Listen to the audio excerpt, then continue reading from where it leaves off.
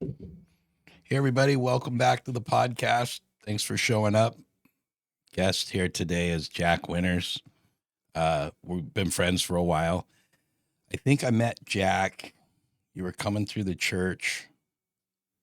What kind of transient through the church, right? Like you were going to visit somebody or something the first time, like years and years and years ago. Something like that. Now, do you which memory do you have of me? Because there's one with dreadlocks, and then Yeah, you there's had one dreads. The without. first day you had dreads, you were like a cool little hippie dude. Like when you came in, you were Rastafari Jack. Okay, And then you yes. showed up another time, probably a year or two later, and you were like, what I would say, professional Jack. You had cut your hair, you cleaned up for some reason, and we never really talked about it. It's funny because we never really talked about it. And hopefully, that's what we'll be able to do today is just kind of go over some stuff because I've always been drawn to you as a person. And I don't know if it's because a lot of the kids that I've dealt with over the years in Hawaii and different places were that same style. You know, a lot of these kids lived on the streets. They didn't have an interest of not living on the streets. They could carry a job, didn't worry about money. They just kind of had a different perspective on life. And I think we miss that a lot today. Like, I'm always pushing because I'm at the age where I got to retire and have something, right? Like I got to have something to retire on in my life. But we never really took the time because we've been friends through church. We've been friends through you traveling back and forth. And is it your mom or your grandma that you usually visit when you're coming out? I try to pretty much see all family whenever I'm here. This is the first time that I've actually been here with kind of with the expectation of staying for a minute. Nice. I've actually had plans during this time, Nice. so yeah. So when we first met, like what were you like when you were younger? Like who is Jack? Like where'd you come from? Now, how young are we talking? Because We don't need to go back to birth or well, no, like obviously not. I don't let's know if we're start talking like high school, early after yeah, let's 20s. let's talk like high school. Did your parents stay together? Were you mom single, No, dad no. So single? actually, my parents were never actually together. Oh wow. Yeah, they were never actually together. So did you live with your mom or your dad or So I was raised by my mother and grandmother primarily. I remember in my like real young childhood, there was a lot of time where my mother spent with my grandmother, so it was kind of back and forth while my mom worked and stuff. My grandmother kind of kept an eye on me and whatnot. yeah. I did not actually meet my father until I was 17. I'd graduated high school, and after graduating, I called him up one day. I'm like, "Hey, man, I graduated." He's like, "Cool. Well, you want to come and you know come out here to Charlotte and meet me, and Oh just wow. kind of see what's get to know each other." I'm like, "Yeah, why? Yeah, why not? Sure." And in Canton, Texas, I don't have anything going on. I might as well. Yeah. And That's awesome. that is Did do you feel like you guys hit it off? I mean, was he a cool dude or was it kind of a weird Oh, no, that was one of the most, awkward and uncomfortable encounters, and no matter how many times I went out there, it continued to be that way. It's the phone calls, we've gotten to a point where I can actually have, like, I'd say a fairly normal feeling conversation with him. yeah, There are times where I still find myself holding my breath, and I'm like, "You need to breathe," like, right. it's kinda. Yeah. Do you feel like do you feel like as a kid that impacted you a lot, like not having him around? I mean, I was adopted, and the guy that I was adopted by, he ended up divorcing his wife. I don't know. I mean, we were super young. So I would say I was probably 8, 7, 8 when they separated. And then I just lived with my stepmom. So I haven't been with either one of my real parents ever, really. But then I was living with my stepmom because dude took off and was doing his own thing and they weren't getting along. So do you feel like the absence of your dad, did it affect you as a young man in a huge way? Or do you just feel like you just kind of accepted like dude's out of my life? It's all good. So I definitely did accept it. It was kinda weird, because like, Down here in Texas, when we moved from California to Texas, I noticed that was very much a regular thing. The kid was usually with both parents, and even if they were separated, then the dad was still, there was still a presence in the Right. home in one form or fashion of another. So either way, I accepted it. I did kind of wonder at times what it would be like to have that male figure, at least that relationship on some level. Yeah. Um, as far as an impact, I don't really think that I had much consciously of an impact on me. I think that the lack of structure, I think the lack of example, as far as like um, having somebody to kind of model yourself or get like an example of what it is to either be successful or Yeah. Somebody to structured. teach you something to give you an idea what things should look like. Yes, that exactly. Not having that idea of what things should look like, I think that kind of had an impact on me, but it wasn't a conscious impact. I didn't actually really gain any kind of conscious effect of it until after I had met him. And then that's whenever I kind of started to feel a little bit differently about it. I mean, do you like for me, like I was saying earlier when we were talking, I met my dad when I was 50, my biological dad, Pete, super cool guy. We have a relationship. Like we have a father-son relationship now, as well as we can for me meeting him when I was 50 years old. You know what I Right. mean? But I mean, he Right. loves my kids and he calls me, and if there's a concern that he has or he's worried about me or hears something online that I've been sick or somebody's sick, he's the first one to, hey man, I'm praying as it. But I still, for me, I still catch myself even in that relationship that it's good. I have a really hard time recognizing that he's my dad. Like I call him dad because he's a great person. He is my dad, right? Like Do you actually like call him dad whenever you're yeah, talking to yeah. him? When I'm talking to him, I'll go, hey, dad, how are you? And I'm not gonna lie, I do that consciously because I feel like our relationship, he deserves that, right? Like I'm not hurt by him. I never knew the story behind his family. I never knew why he didn't come back. And my mom just never told me any of it. So until my grandma called my mom and said, hey, man, I want to hang out with Joe. I'm dying. I want to see my grandson. And she lived in Buckeye. Then my mom took me to see her. And she ended up living like 8 more years. But I built a relationship with my grandmother, his mom.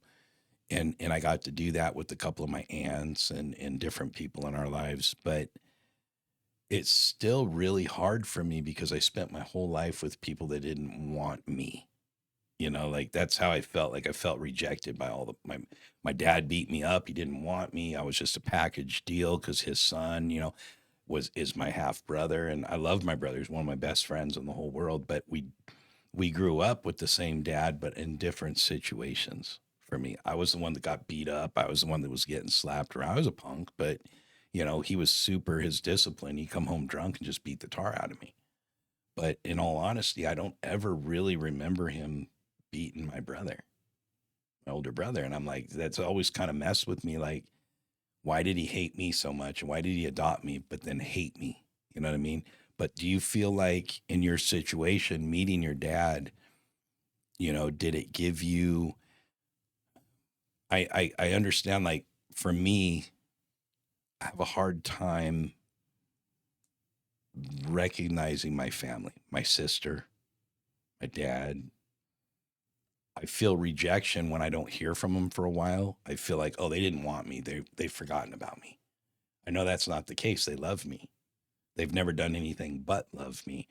But in my psyche, I'm like, yeah, I'm forcing myself on them to be my family because I call I more than can they do. I can definitely relate to that. And Absolutely. I feel like I'm pushing myself on them, and I don't want to do that. I want them to want me. You know what I mean? Like I want them to want to call me and go, "Hey man, how you doing?" Like to know that they're thinking of me. But for me, that really messes me up because I want to love them. Like I want to be part of their life, but I don't want to be that constant, how's it going? What are you doing? Like I don't want to have to be the one to reach out and do that. I did that with my stepdad trying to get his love. And I don't want to force myself into their lives because they have great lives, Right. right? and I don't want to force myself. But like I said, they've done nothing but love me. They came out for Jesse and Adam's wedding. I mean, they've done nothing but show love and affection towards me and my family. But I still have those wounds in my heart from what I went through as a kid and the rejection. So it's really hard for me to accept that they love me and they don't have to call me every day to tell me that, right? And I mean, I got my own family. I talk to my kids every day, but do you feel like at any point in your life growing up, the direction you took in your life, be it drugs, be it whatever, like do you feel like it would have been different with your dad in your life, or do you feel like it didn't really affect you too much? So that's an interesting question. I used to think about that, and I used to kind of question it myself. So in terms of drugs, so my father was an alcoholic, also a drug user. Not so much of a drug user though, as he was a drinker. He was Okay. very much a drinker. His dad was very much a drinker as well. A lot more drug use, I feel like, though. He never really knew his father. Oh, wow. He never really knew his father. Um, and he has no relationship with him. In fact, they don't really know. As far as they know, he's alive, but there's really there's no certainty. There's no communication. There's no like the guy No would way to really know. yeah. Wow. I think the guy's name is Jerry. I don't even know that I've even heard my father mention his name, honestly. But there's a lot of animosity, a lot of resentment, and zero relationship. But the only thing that I know that there's a similarity in is the usage, and obviously I'm that third generation. My father is clean, has not been drinking or hasn't used drugs in I don't know how long. Definitely hasn't had a drink though since around the time that I was out there. I didn't even know he was still drinking whenever I met him until this last time that I went and saw him, which was back in 2022. Is whenever the last time I saw him. Now I've only encountered him 3 times in my life. Oh, wow. Um, yeah, I think the amount of time that I've spent with him in grand total would sum up to probably 5 months, maybe six if we're, I mean, at max. Um, yeah. So, but where was I going with that? Would things have been different? Man, it's hard to say. If he was still using and stuff, it's hard to say that very well probably would have still ended up in the drugs. I will most certainly have still been drinking. Right. I think the only difference is that I would have had a much earlier exposure to the trade, construction. I would have that's when I got into construction, was when I met him fresh out of high school.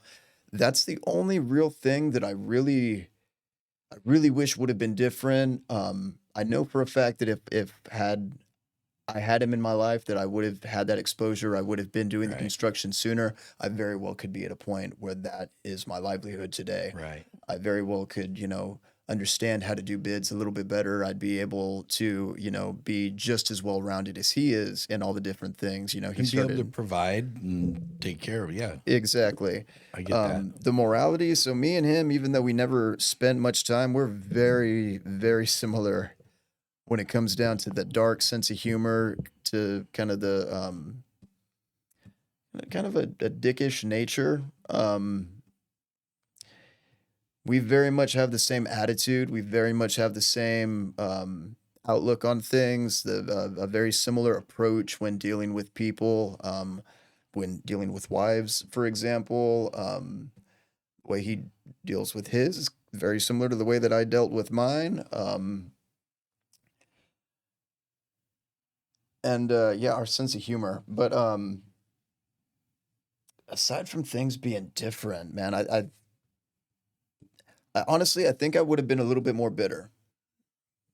I would be a lot more uh, on the rude side of things. He doesn't believe in God, so I wonder if I had that upbringing, if I would have Maybe if gone that if had I would I have Yeah. followed the atheist path too, and, honest to God, that idea scares me because, you know what? I take that back, because like we were just a second ago, I didn't have a relationship with God for the longest time. I didn't have a relationship with God until I was 21, 22, closer to 22 and 23 really. How old are you now? I'm going on 28. Nice.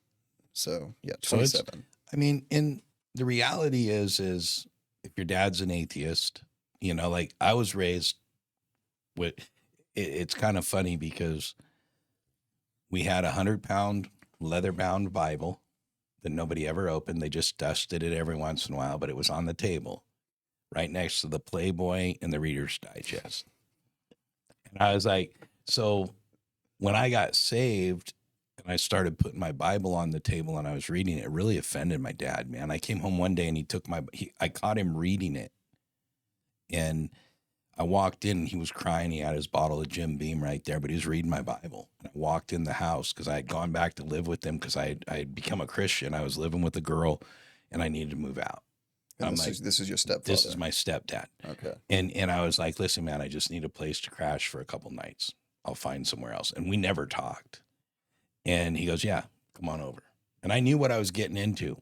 And I went over there. And when I walked in, I had gone, dropped all my stuff off, and I took off to like a Bible study or something. When I came back home, had the Bible open on his little coffee table with his Bible and everything. And he was reading something. I mean, he was just bawling.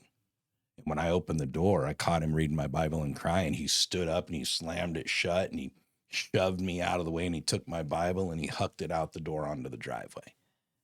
And he said, you take you and your God and hit the road. I never want to see you again. And I was like, wow, okay, cool. And I walked out. See you later. Bye. And, but for me, like, I wasn't an atheist necessarily, but I was a Satanist. I believed in the devil. I knew the devil was real. Showed up for me every day. Every day that dude showed up for me. So I never saw God. When I reached out to God and I cried out to God, he never showed up. But the devil did every time. That's funny that you say that. That's actually, I yeah, very similar experience with that. And that's something for me that as a Christian, religion tells us, oh, you're supposed to tell everybody they need Jesus and they need this and they need that. I look at God, and a lot of people will shun me for this, but I don't care. It's my podcast and it's my life, and I'm solid with God the way I know God because of what God's done for me, period, in my life. I can't deny it. Absolutely. Cannot deny what I've experienced in my life any more than I can deny what the devil did for me as a kid. Okay. Can't deny it. Okay. So I look at it like, for me as a Christian, it's about my relationship with God, period. I don't care how somebody wants to tell you you have to be based on Presbyterian, Baptist, Lutheran, Muslim, Islamist. I don't care about religion, period. Okay. Doesn't bother me. But what bothers me is when the church comes and says, you have to, or I should say, the people in the church. Obviously, I love our church because it's my kids. Adam's my favorite pastor in the whole world, like literally. And I feel like he's as solid as you can get. Plus, I know him intimately. He's my son in law, right? I know his sin, I know his real life, and I know that he's a man of integrity. Okay. So I respect him and I love him. But when it comes to what I was raised to believe, nobody ever taught me God. Like I said, the devil, it was everywhere I went. Mm-hmm.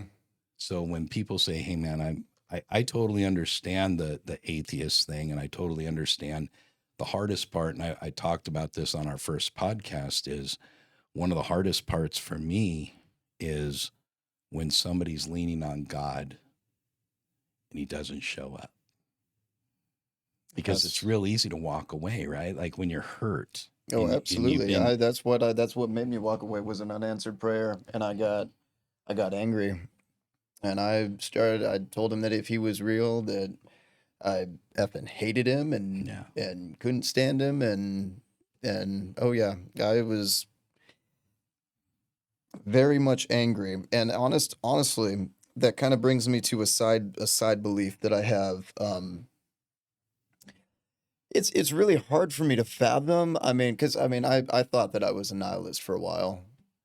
You know, I went from hating God, and then when I went to hating God, I very much when you say Satanist, I don't know where at you stood on that, because I mean, I very much went down a very similar, except I was actually worshiping the devil, yeah. and like I the Yeah, I read the pentagrams, book. I and did the yes, the seven pentagrams. I tenements, had the and 666 carved in my wall at 10 years old, man. yep. I had carved a pentagram in my bedroom wall and I had a 666. My mom was a witch. My stepmom was literally a witch.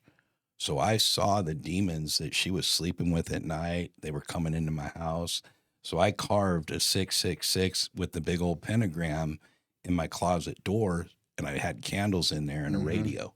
And when she was summoning the demons into our house to do what she was doing, I literally was in my closet lighting candles, listening to AC/DC or Black Sabbath or something, anything to grind out the noise of her doing what she was doing. And that was my safe place. So, and I've seen demons. I've cast them out of people. Seems to be my new hobby, in the last couple of years. I mean, Jesse's like, "Oh, you got demons. Talk to my dad. He'll get rid of them for you." Like she knows I'm not going to mess with this stuff, but I went down a really dark path as a kid, and that was the hurt that I felt was like I said, the hurt came from not I wasn't crying out to the devil for help. I was crying out to God. I was a kid, man. I wasn't raised in the church. I had no idea who God was or what God was. I just knew that I needed help as a kid. I needed saving. I needed somebody to step up and be something for me. And all these Christian kids would tell me, "Oh, you need Jesus." And I'd beat them up and I'd laugh at them and go, "Why do I need to serve a Jesus that can't protect you from me? I'm not a chump. I'm not going to serve a weak God. Like, your God's a joke." Like, I was mean, dude. I was mean because I was bitter with God, Exactly. right? I wasn't mad at those kids. What I was mad at was God. God, are you going to show up for this kid, but you didn't show up for me when I Mm-hmm. needed you? Like, who are you? Why does this kid deserve to be blessed and I didn't? I didn't choose my lifestyle. I didn't choose the life that I was too young, man. I didn't know. I was homeless at 13 because I didn't want to live with either one of my parents anymore. So I started going out and sleeping in trees and ditches, and people were like, "Dude, I'd go to school dirty, because I just didn't want to, or I'd go stay at some guy's house and do my thing." And it's like all of that at a young age. It's funny because I talked to my brother about this. I thought my brother got me into selling drugs at like 10 or 11 years old. I thought he was the one that introduced me to drugs. He goes, "No, man, that was our stepdad." And I'm like, "What?" And he goes, "Yeah, you used to go to the shop and do coke with them all the time." And I was like, the guy that I thought was my brother was actually a guy that worked for my dad, for my stepdad, and he sold Your drugs. stepbrother? My brother, my half brother, lived with us. I thought it was him that got me into drugs because he's 4 years older than me. I used to go to parties with him in junior high and high school, but I thought he was the one. He said, "No, man, I didn't even get into drugs till I came home from the Navy." I was like, "No, dude, you're the one that I used to sell drugs with. We'd hide them in the dashboard of the car, and we'd go down to Tijuana. We'd bring up back a couple keys of coke." And I'm like, "That was you?" He goes, "No, dude, that was Pablo. Whole different guy." And I'm like, "Wait a minute."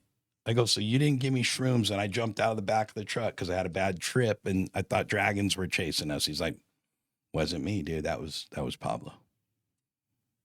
And I was just like, I was writing my book and I had put my brother as the one that got me on drugs. And I started asking him about it and seeing if it was okay if I brought it up in the book. He goes, "That wasn't me." He goes, "It's fine. You can say whatever you want, man." He goes, "But it wasn't me." And I'm like, "But that's the way I remembered it, right? As a kid." And I think a lot of times in our lives when we have so much trauma and so many things going on, I think I was remembering something the way that I wanted it to be. Hmm. I wanted it to be my brother because he was the only person in my life that was solid, that I loved, that I cared about. Like I would have died for my brother and still would. He's still one of my best friends. Like we talk regularly. But for me, growing up, I didn't have the stability in the family that he had because he had his dad and he loved our stepmom, right? Like he had relationships with them that I never had, that I didn't feel. And I don't know if that's me or them, but like, do you feel like with your dad, so your dad not having a relationship with God, at what point did you, at what point did you start? Do you feel like you started a relationship or did you, I mean, you dabbled with what religions have you dabbled with in your past? Well, I mean, like I said, I decided that I was gonna stick to the satanic route, and honestly, yeah, like 14, 15. So probably I don't know how, like you said you were doing that at 10, so we're like Yeah. obviously definitely a little later. Um, yeah, 14. I remember that because yeah, we had moved, and it was shortly after in that new house when things got really bad that I said, okay, this if like things are horrible right now. I'm asking you for a very simple thing to just take this one thing away. I believe that you can do anything. So either you're not real and you can't do it, or you're just not going to do it. You don't care enough to do it, Exactly, you know? exactly. So I see you blessing other people that act just that act a certain type of way that I'm just baffled by. It's like you're blessing these guys, and but yeah, it's a very again very Yeah. similar, like freakishly similar. Um, so yeah, I kind of just I thought that I would go the satanic route, and then I decided that it was all bogus. You know, none of it was real. No God, no Satan. No, nothing. Yeah, just and that's whenever I went to the more nihilistic path of not even I didn't believe in love. I didn't Oh, believe wow. in hope. I thought that hope was an absolute joke. Faith, come on, man, don't give me that, man. Right. Love, faith, well, man, what this? None of this is real. None of this is real. You got a limited amount of time here, and you come, you live, you die. Somebody else comes and takes your place, and it's just a cycle. Wow. And that and nothing really lasts forever. That you're gonna die, and you're gonna go into blackness, and that's that. Just like it was blackness No heaven, before. no hell, Nothing, no Pentecost, no what nothing, is that? Hades or any of the Catholic, like nothing. nothing.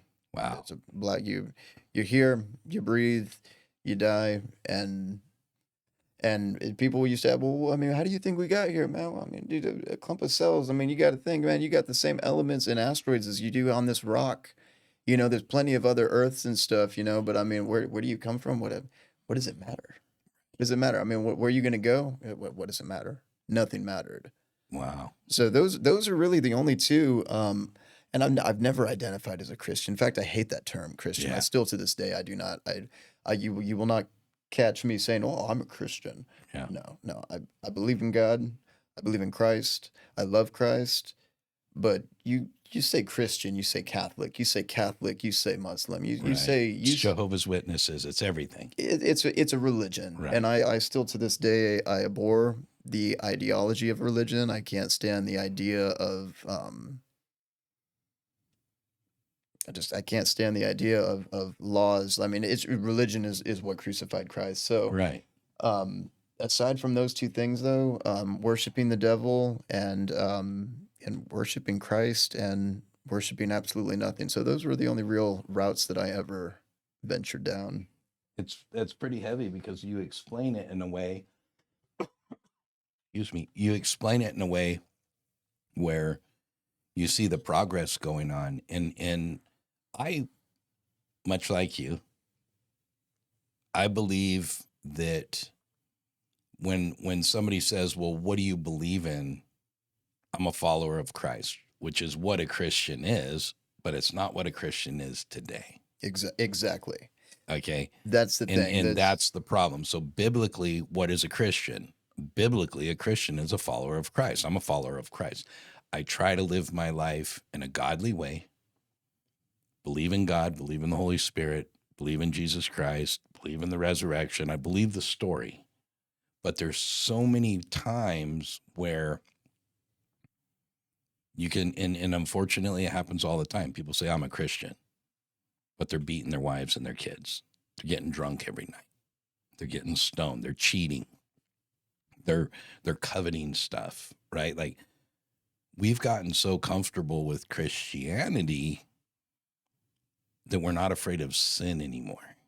We have no desire to be sinless. Okay.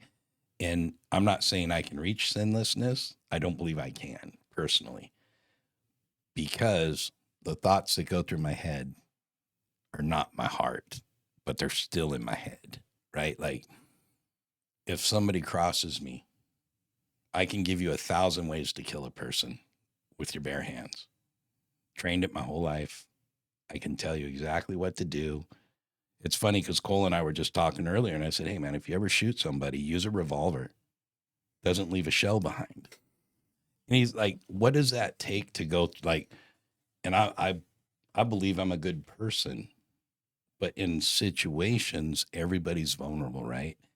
But what I choose to do in my life is to live the best life that I can and be the best example of Christ that I can possibly be, because I don't want to be another hypocrite.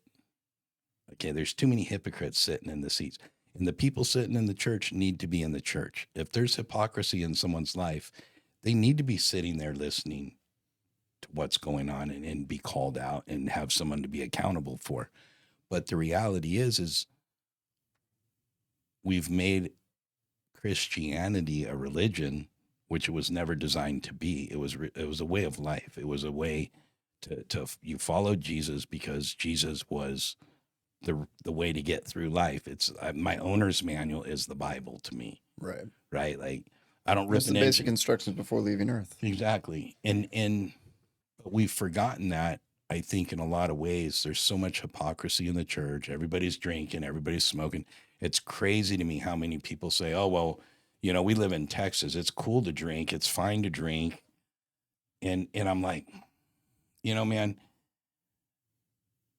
if you get belligerently drunk and you say stupid stuff and you drive home drunk, I don't care if you're a Christian or any other religion in the world, you're putting my family at risk and saying you're the same person that I am. Meaning, you're going to tell me that you believe what I believe, but I would never put your family at risk. It's a conviction in my heart that says, don't be that guy, right? And that's why I can't murder somebody. Guy might deserve it. There's people in my life that I go, man, Lord, I got one in my safe for them. Whenever you give me the clearance to use it, I'll use it. But those people have done horrible things to me and my family. But I can't do it, not because of the law, because the law was written by men, right? The law is the law. We have to respect the law of the land. Even Jesus said that, give to Caesar what's Caesar's. Like, it's not his world. It's not our world. It is what it is. It's designed by man. We put all our stuff in there. But if I'm going to say I'm a follower of Christ, and I'm going to be a hypocrite and a liar, and I don't even believe a lot of people are going to get upset with this. I don't believe that cussing is really all that bad. Now, I don't cuss. I think it sounds ignorant, right? But I know a lot of Christians that are F-bombing all the time, but they love Jesus as much as I love Jesus, okay? It's kind of the lingo of today.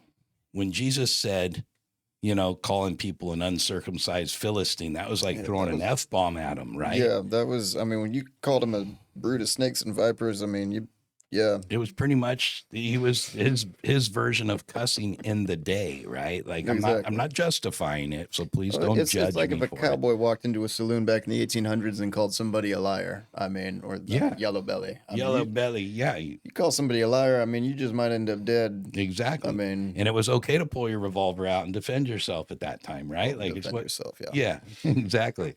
I got to defend my manlyhood. But that's the crazy thing about life is we put so much in. I think what we need to worry about is really how are we representing what we say we are in life. That's what motivates me. Okay. I go to church. I'm representing my children. My children run the church, right? So when I go to Jesse's church and Adam's church, I don't care what I've done the whole rest of the week. I have to be the same person in that church as I do when I go to eat dinner. Why? Because everybody in that church knows Joe is the pastor's father in law. So now my life's changed a little bit, right? So because of what Adam does for a living, and because I'm telling everybody, man, they're right, they're good, they're great people, they have great hearts, they love the community. When I go to dinner now, That's what you're associated as. I can't, even if I believed in a social drink, I can't have one. Because if I'm sitting at the bar in Canton in a restaurant and I'm drinking a whiskey and Coke, and somebody comes up and says, "Hey, Pastor Joe," or "Hey," and I'm sitting there drinking, what are they going to think? So now I'm the hypocrite in their eyes, right? It's the appearance of evil, it says. If I appear to be doing something I shouldn't be doing, I'm causing people to look down on what I believe, right? So then I'm not being Christ-like. That's the way I look at my life. Like that's me personally. That's how I regulate my life, not based on laws, not based on people. I've been called to be a leader. I've been chosen to do something for God. And because I'm chosen to do that and I've accepted what God's called me to do, I won't compromise. I fail. I fail all the time. Cole works with me not only in here, but he also works with me out in the field. He's seen me lose it. Okay. I'm a human being, but they don't judge me for that because 90% of the time I'm the person I say I am. Right. It's the 10% that hurts me the worst because I feel like I failed God at that point. The part of you that gets frustrated. The 10%, the part that gets frustrated and gets ticked off, and I get pissed off and go, God, where are you, man? Why are you doing this? I feel like that's the part where I'm like, man, Lord, I'm sorry. I know it's only 10%, but it's not what I want in my heart. It's what my flesh does. It's who I am as a human being. Like we're going to fail. Like we're going to fail in life, but my biggest thing is I don't want to ever let God down. Okay. We're doing this podcast. There's going to be a lot of people like, oh, I thought you were a Christian. You let people cuss. You get Satanists on there. You get these people and those people. It's like, come on, man. Like, what is that? Like, that's what we're supposed to be doing, right? Talking to people. That's what this thing is, man. And we're just talking. I Everyday want to life, get to everyday know you. people. I want to know what your flaws are, what I can help you with, what I can pray with you as a friend, how I can help you.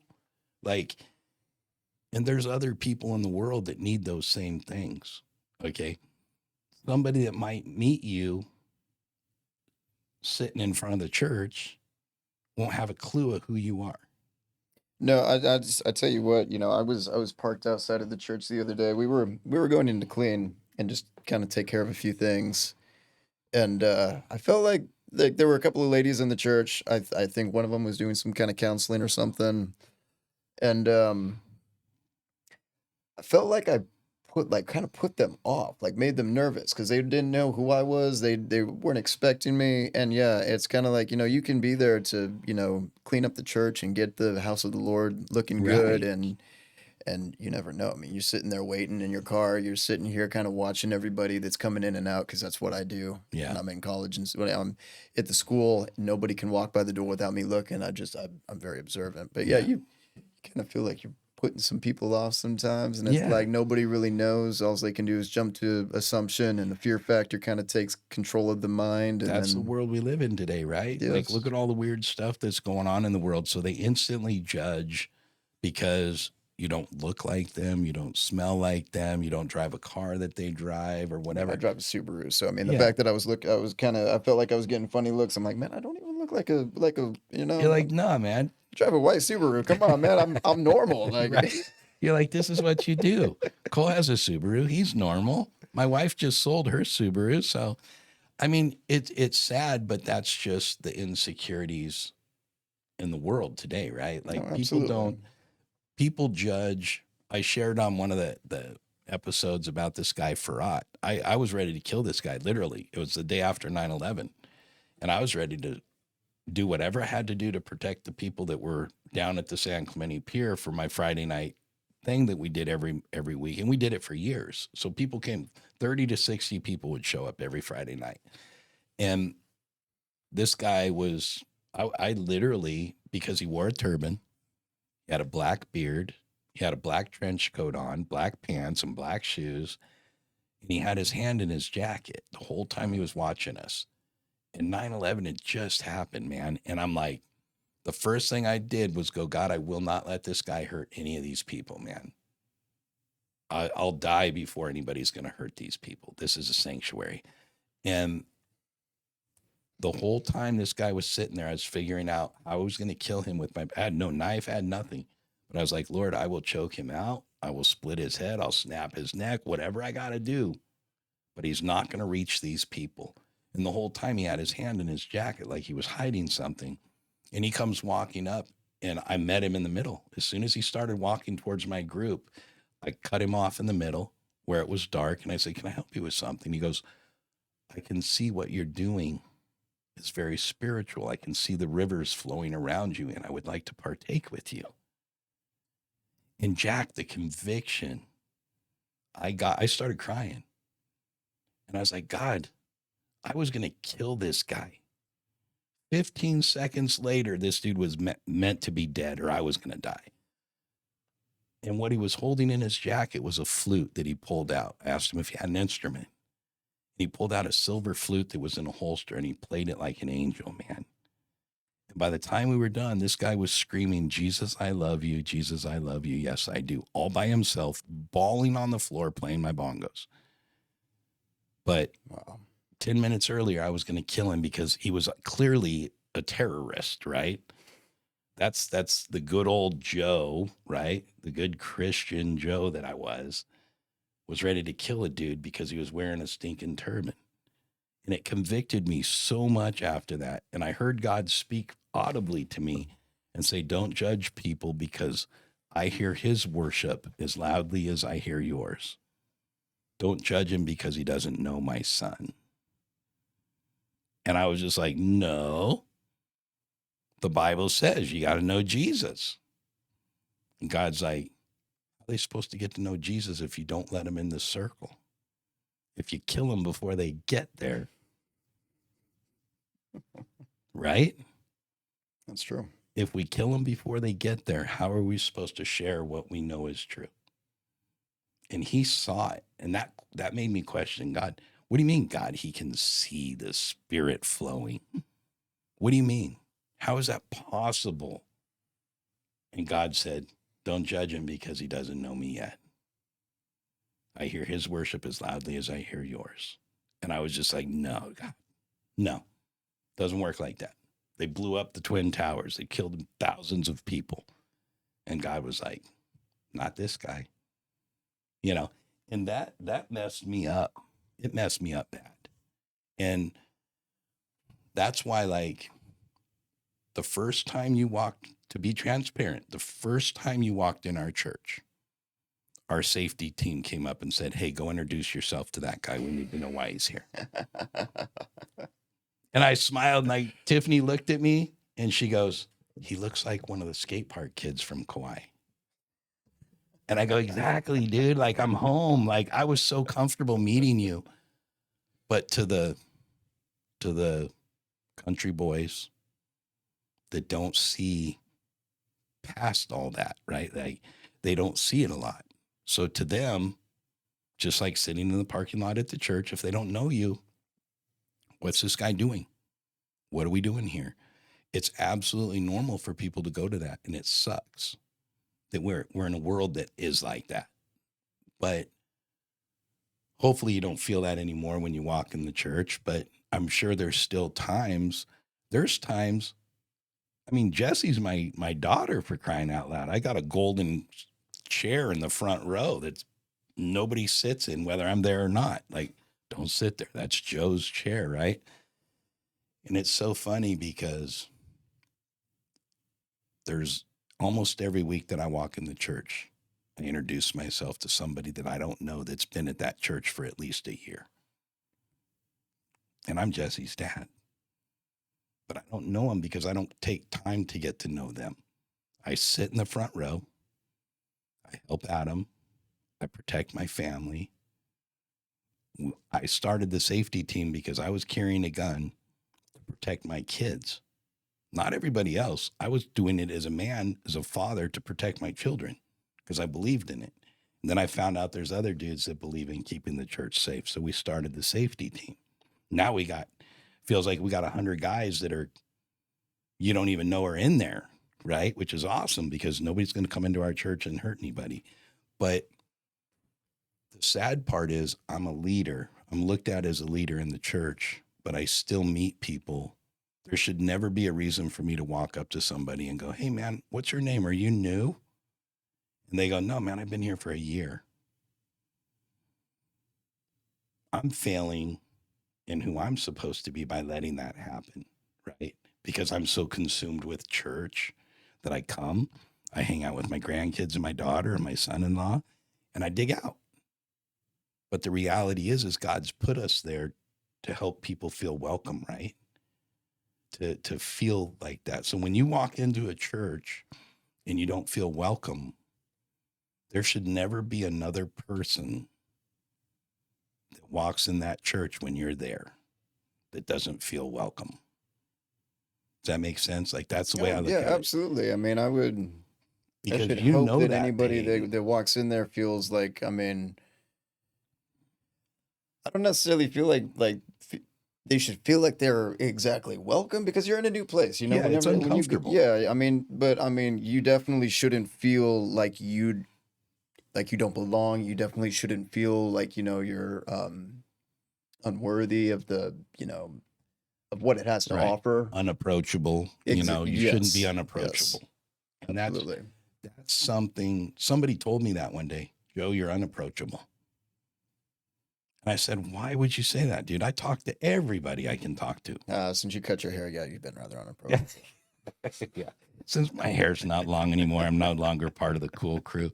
I'm just another guy. I gotta start wearing a cowboy hat to church now. It's the only way I'm gonna fit in. Oh man, I think that might make it So worse. I'm so lost. Yeah. Just drive me farther away. All the cowboys will be like, dude, you're such a poser. Stop. But the reality of that is, there's truth in when we go someplace, we should be able to be comfortable. Anybody that comes into a church should feel a comfort because of what's going on there. But there is that uncomfortableness of it's a new place. I don't know how many times I've met people and they said, "Man, I came here for 2 weeks before somebody said hello to me." And I always ask them, "Well, is it because you were unapproachable? Like, did you make yourself unapproachable? Or did you look happy? Like, if you look at me and you're in a bad place, man, I'm going to ignore you. I'm going to leave you alone. I'm not, doesn't mean I don't want to shake your hand, but dude, if you look at me and you look pissed off, I'm going to be like, dude just fought with his wife all the way to church, man. I'm not going to mess with this guy. Like, I don't know who this guy is. But it's sad because when that guy told me I was unapproachable, he said it was because he felt like I was on a pedestal and he wasn't allowed to talk to me. Okay, now that I definitely felt this with multiple people and if I'm being honest, and Adam, if you're watching this, He will don't at feel some point. upset. I've felt this way about many of the people at church, and I still feel that way about them. And there's And people like it's that. yes, and I mean that's because I'm dealing with people who I know are on the city board. I know these people are business owners. I know these people are professional, and I don't know what this veil is between me and them. And I don't want to say that I feel like a low life because I have been sober. I have been off of drugs for it'll be 2 years on October Good for 5th. you, man. That's huge. It'll be it'll be 1 year off of booze on is it October 18th? Last time I did drugs was the 2 days before I got married, 3 days before we got married, right? Yeah, October 8th is when we got married. So yeah, October 5th was the last time I did drugs, and October 14th was the last time that I was drunk. Nice. So so yeah, 1 year on booze, two on the other. I still I still kind of feel that weird stigma though. It's like I'm not at that level. I'm not on the professional scale, you know. I don't speak the same way that they do. I mean, And it's sad because I feel like a lot of religion, right, portrays that. And there is people in leadership well, it's a hierarchy that, system, and yeah, and I think the thing is, it's not even religion. I mean, if none of us believed in anything, that's would still be there because you do, and it's okay. You're from California. yeah, I'm from California. Come on, man. Yeah, you and I both know that you yeah, got the street urchins, you got yeah, the middle class, yeah. and then you You got the got the people. wealthy, Yes, the I mean ones there's running the kingdom. exactly the guys working at the Albertsons are not going to be and the Savons are not going to be over here talking No, to the guys that are working Capitol Records. nope. The quarterback of the football team isn't going to be hanging out with the kids smoking weed in the back. Like it's just Exactly. not going to happen. And even if you're not, I mean, take the drugs out of the equation too. I mean, even you just you don't you might find a lawyer and a pilot and a dentist having a drink in the same ballroom, but they're going to be in the ballroom and you're going to be over there at the Applebee's or you're going to be over there at the Tiki Hut. You know what I mean? Like it's going Yeah. to be And that is true. I mean, and it's funny, and hopefully nobody takes this the wrong way because I really personally don't care, but I don't want to hurt everybody's feelings. It is kind of humorous to me how many people in the church have said, we're having a party, right? They're having a party, they're doing their own thing or whatever. And I'm not saying necessarily in leadership, I'm just saying in general, people say, hey, we're having a party. And Tiffany and I don't get invited really that's kind of a because we don't drink. okay. Well, that would And make sense. we there's a lot of situations where a lot of Christians, and I'm not saying I'm not the guy that's going to judge anybody. I personally, God made it real clear to me that I'm not allowed to have a drink because I have a ministry working with kids on the streets, helping people recover, helping people get off of drugs, helping people with demons and everything else. I mean, it's not abnormal for me to be casting demons out of people, but the appearance of evil is evil, right? Absolutely. If I'm in a bar having a cocktail or a Coke, you don't know. You just know Joe's in a bar, right? And you walk by and I've told you, Jack, stop doing drugs. Jack, stop smoking, stop drinking. You shouldn't be hanging out with your old friends because they're bad examples. Okay. If you want to be clean, you got to stop hanging out with alcoholics, bro. Period. If I tell you that and then you come cruising by the bar and you see me through the window, whether I'm having a Coke or a Sprite or a shot of vodka or a cup of Jack Daniels, you don't know the difference. So you're going to look at me and go, wait a minute, that dude's a hypocrite. Well, hold on now. I personally might Right. not. You won't, but I other probably people do. wouldn't because I mean, you told me not to. You told me to stay away from alcoholics. You said nothing about the man who goes in and casually has a drink and doesn't go home and beat his wife because they do exist. Right. And I mean, that's let's the be whole honest. We go to point. church with a bunch of them. I Yeah. mean, There's a lot of people that have that cocktail at night. They have that beer at night and they can handle it. And it's not, I don't feel like it's a problem as long as your wife agrees with it. You know what I mean? If your wife doesn't agree with it and you're doing the whole sneaking out at night, drinking in your truck, yeah. Then you there. Yeah. then there's a problem. Then But I might look at you a little sideways. if your wife is like, hey man, it's cool. I agree with you having a drink every once in a while. It's cool. Go out, have a cocktail with your friends, have your beer with your friends. If she's okay with that and there's a unity there, then nobody should be judged for that period. But I've actually, the kids in Kauai that I helped raise, that you remind me a lot of, all of them, literally. And Levy, when we left, and these are guys that I ministered to for 15 years. They were street kids, punks, literally punkers, had a punk band. They were called the Lurkers. I talk about them all the time because I love them, but I'm really proud of all of them. They've all changed their lives. But one of the things that affected me the most was when Levy said, he used to ask me every couple of years, he'd go, Uncle Joe, come on, man, just have one drink with me. Just one drink. Levy, no, man, I'm not going to have a drink with you. I would love to. I'll have a Coke, whatever, but I'm not going to have a drink with you. He goes, man, it'd just be fun to sit with you at the bar and have a drink. I can't do it, Levy. And when we moved, he told my wife, they call her Auntie Tiffany. He said, Auntie Tiffany, I've always respected you and Uncle Joe because you've never compromised what you believed in. And he said, as much as I would love to have a drink with Uncle Joe, and it would be such an honor to have a drink with Uncle Joe, I would have lost respect for him because I told them I don't drink. There's never a reason for me to drink. Okay. Personally, that's how I feel. Plus, God gave me the example of Joe. I need you to be an example, and you can't tell people to stop doing something that you do yourself. So you're going to be an example, which means I don't care if they're Christians. I don't care if it doesn't matter who it is. You're not allowed to be around it. And those were the rules for me for like 15 or 20 years.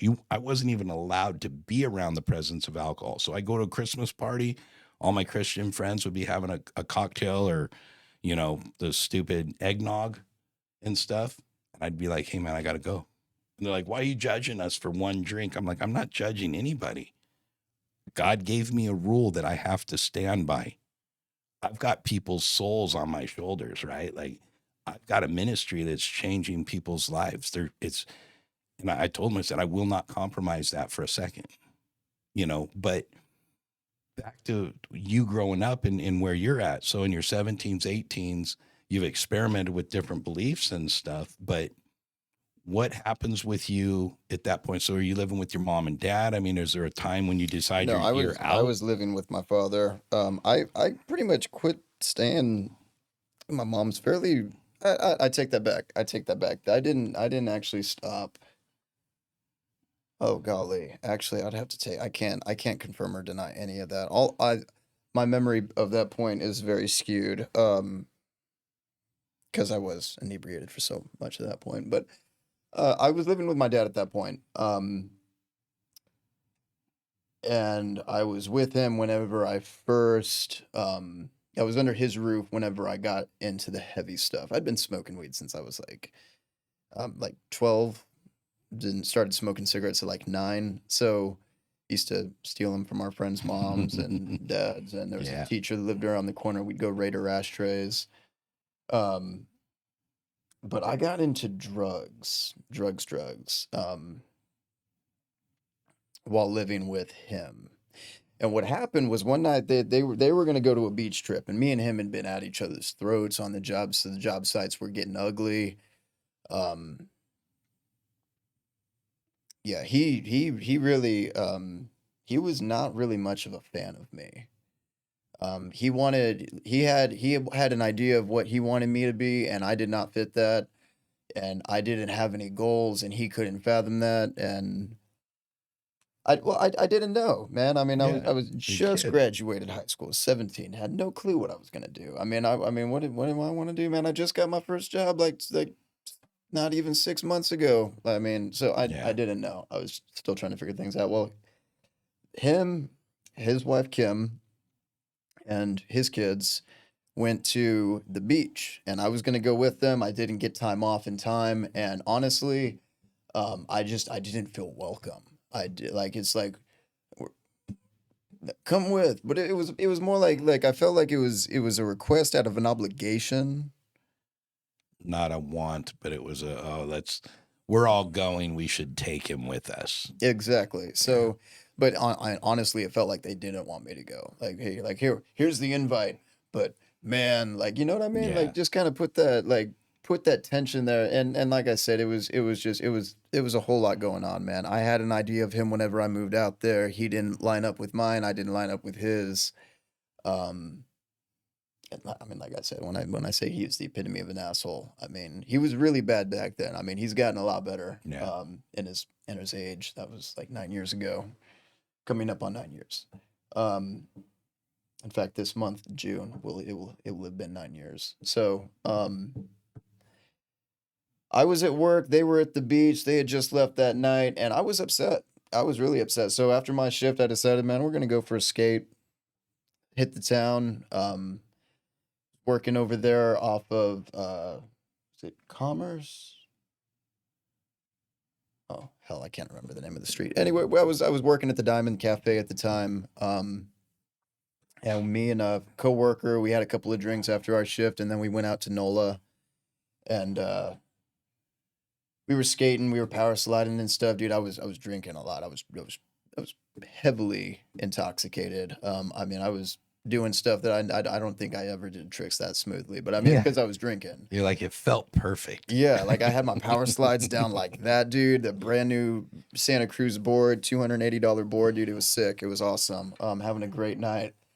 This guy approaches me, and I was trying to get mushrooms. I was trying to either get mushrooms or weed. I think I was trying to get both actually. And of course, I'm drinking, so I'm not thinking like, yo, these guys. This You're not in a hippie town. You're in the city. Like these cats out here, Yeah. they roll a They're lot legit. differently. Yeah. Exactly. So he's like, hey man, I don't have that, but I have this. He seemed okay at first, and then the more that the night went on, I say, and this say the night, this all happened within like a very short period of time. I started getting the inkling that if I didn't accept this offer that was being handed to me, I was two things were going to happen.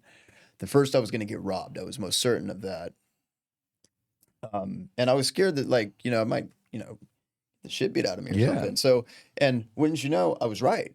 But here's the thing: I thought that okay, if I just accept this guy's drugs and I just do this real quick, he'll go away. Everything will be fine. If money's what he wants, you give him Yeah. the money, he'll be gone. So cool.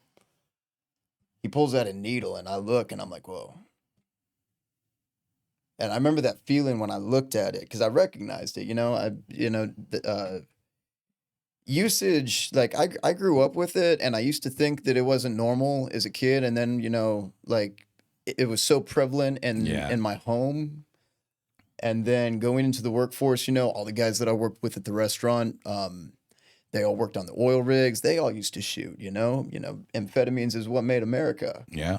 So to me, and it was like, okay, well, it's at the house.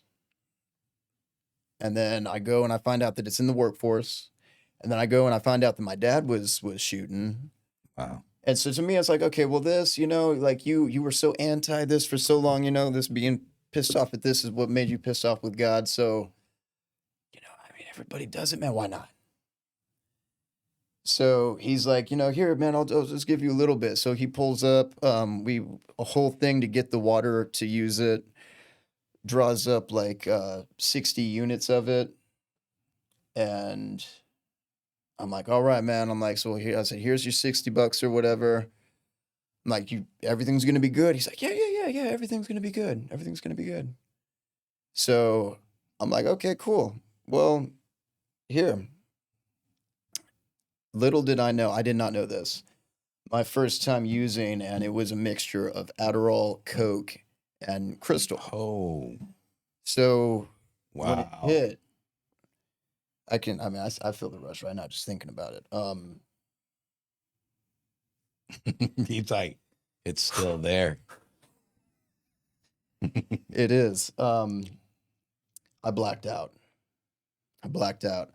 I remember getting nervous, and at some point, I have memories of coming to, and there was a knife to my throat. I was bleeding. My face was all messed up. I checked my pockets when I came to, and he's over here. He's fumbling with stuff, and I check my pockets, and my phone's not on me, my wallet's not on me, and I started yelling and screaming at him about where's my shit at, this, that. I'm gonna call the cops, you motherfucker. You stole, from me, and this and that.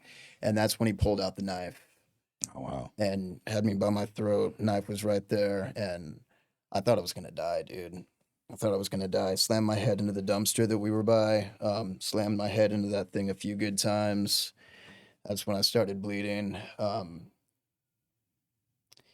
And yeah, I lost my skateboard got stolen, my backpack got stolen. I found out a few years later that my aunt had put like $600 in that backpack in an Oh, envelope for some work that I'd done for 'em, and wow. everything was gone, dude. Like everything I had, I didn't have much on me, but everything was gone, and it was crazy. And man, I did something that I swore to God I would never do. Something that I was so angry for so long about that, I swore I'd never do. I swore I'd never do. And there was something about that, dude, that just really kind of messed with me. Well, man, the amperage of everything was so bad. I went to the closest house that I could find. I was banging on the door. I was like, "Help, man, help!" This and that. Well, he comes to the door and he sees me just covered in blood. Got like a Knife cut on your throat. not a substantial one, but I mean Right. it was Enough. noticeable. And um, the guy calls the cops. The cops come. They're like, "What's going on?" And I tell them, about what had happened. Very delirious. Yeah. Clearly messed up. I mean, black guys just out of there. Um, because I'd never done any of that, like those types of drugs. I can't remember if I had dropped acid yet. I don't think so. Did I? I might have tried acid before that, but that's not the point. The point is, um, it was a lot. I ended up overdosing on the plane whenever the cops came. They picked me up. They took me to my dad's cousin's house. I talked to her. I told her what happened. She calls my dad. Jake comes back from South Carolina up to the house. Drove straight from the beach to the house. Was pissed. So Wow. mad. She was so mad. He looked in my arms and saw that a big ass bruise and yeah, he was so angry, dude. He was so angry. I was kind of surprised. I'm like, man, you used to do the same thing, bro. Like, Right. and you didn't even do it because you didn't even have the same thing. Like, you did this for fun, willingly, Right. knowingly. Like, You got into it on your own. There was no pressure for it. There was no, there was no fear. yeah. And then you didn't have that same like violent encounter. So he takes me to the airport and all this. I mean, I swear, dude, this happened so quick. I get on the plane and my hands lock up. I can't move my wrist. I can't move my jaw. My jaw's locked up. My heart is pounding. It's racing. I sat there thinking that I was going to die. I couldn't even put my card into the kiosk thing to be able to get my stuff. So, long story short, he flew me back to Texas, whether I was half dead, half alive, whatever. Flew me back and get back to Texas, and my brother and my best friend are here, and I say my brother, a very very very very close friend. I talk to Yeah. him almost every day, to this day. He's doing dope. He's doing acid, and they're doing coke, and they're doing all of Oh, it. So at wow. this point, I'm like, man, like I told you about this experience, and you're gonna pass it over here. I thought, well, man, I tell you what, man, a better memory of this wouldn't be bad. I'll take a pleasant memory. Yeah. I'll take a memory of that didn't involve all Controlled of rather that. than doing it on the streets with some drug dealer beating the tar out of you. Exactly. Um, so that's what we did. And that lasted for 10 years. That lasted for 10 that I say 10 years. I think we were just a little bit shy because I quit using back in 2024, 25. However long 2 years ago is. I think it was 2024. But Did you ever end up having a bad experience like the first one? Or did, oh I dude, I've mean, been dead twice. So actually 2024 in March of 2024, while you guys were radiant celebrating Easter, hmm I died the night before. So that Sunday morning that you guys were in church, I was laid up in the ICU after having a massive heart attack, drug induced. I was dead for 15 minutes when the medics arrived. I was lucky that they were so close to the house that I was at, and the girl that I was getting high with. She died just a few months later. mm, They did not get to her in time, yeah, that stuff is, and that was a really bad memory. Um, Trip that I had after the fact, the night of her viewing, I went to her viewing, I held her hand, I kissed her. There's something about whenever they're chocked full of that Formaldehyde, Yes, when they turn embalming plastic, fluid, basically. Yeah. their skin, their face is different, the structure's different. Hmm. Like, I mean, everything. And yeah, I gave her a kiss, and I remember like it was the I guess the like, just like the memory of the high. I can almost like have the same memory as far as like her forehead on my lips. It was the same thing. The death. It's horrible when you feel the reality of death. Yeah, You know what I mean? Because they're not there anymore. no, Like their flesh is there as far as it looks like them. For the most part, it looks like them, but they're not. yeah, You they know, look. like Yeah, there's she looked no nothing. She there's the looked nothing like skin's her. different. There's no more blood in there. It's all gone. It's just fluid, and Yeah. it's a bizarre feeling. Do you? I had a friend that he was actually Mr. Olympia at one point, which is the big bodybuilding competition. He was all roided out. We went to high school together. He saved my life several times when I was overdosing on stuff. Went on my suicide trips. He was there to save my life. But his girlfriend and him were our dealers, right? So when I got cleaned up, I had the pleasure of leading him to the Lord years later. And we met up. What happened was Tiffany's house got broken into right after I gave my life to the Lord. Left my old life. I was running drugs. I was doing all kinds of stupid stuff, man. And the guys that I ran with, to make a point, they broke into Tiffany's mom and dad's house because they let me live upstairs. As soon as I broke up with my girl and I had to get out of that situation, um, I went to Tiffany's, and her parents were cool enough to let me stay upstairs for a couple nights. And I went to work the next day, and some of my old buddies, like four of my old buddies, broke into her house, vandalized it, stole a bunch of jewelry, stole my surfboard and my wetsuit and all kinds of my stuff out of the garage. And I got a call from Wayne that day. He calls me up and goes, "Hey man, where do you want me to put your surfboard and your wetsuit?" And I'm like, "Why you got my surfboard and my wetsuit? Those were at Tiffany's parents' house." And he goes, "Oh, you don't know yet." I go, "No what?" And he goes, "Bro, your old friends broke in and vandalized your mom and dad's." Dude, I snapped. I'd been a Christian for a week, and I snapped. He goes, Hold on, so "What?" he knew the guys. Yeah, they were my old crew.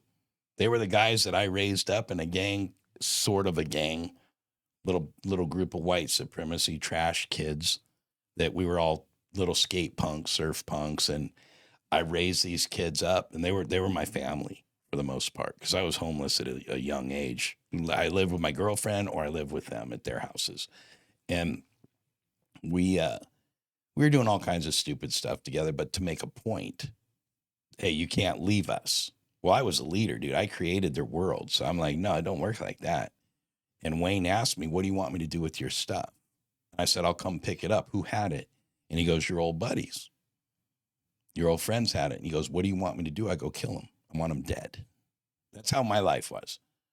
I just straight told him over the phone. I said, "I want them dead." And he said, "Okay," and hung up the phone. 5 minutes later, I call him back. God, first time in my life I ever felt conviction, literally. And God said, "You can't do this and serve me." And I was like, "No, man, it's not like that. These guys deserve to die. They deserve this. They brought this on themselves." Like, that's the old Joe speaking. They deserve it. This isn't the way we do things, right? The street does this way. And I called Wayne back 5 minutes later, and I said, "Man, you got to call it off." He goes, "No, sir, not going to happen." I go, "Wayne, I'm not asking you. I'm telling you to call it off." He goes, "Joe, if I call it off, they're going to put a hit on you." I go, "I understand that. I wrote the rules. I'm the guy that created this whole system, right?" I go, "I understand the rules, Wayne. You do what you got to do, but I need you to call it off." He goes, "Why would you do that? They deserve what they get. Be a Christian on the next run. Just blow it off for a day, Joe. Just be a Christian later on, man. Like, you and God, you do your God thing, but just forget about it today and let me take care of this the way it needs to be taken." Because he already made the call. And there was already a gang of guys coming from LA to kill these guys.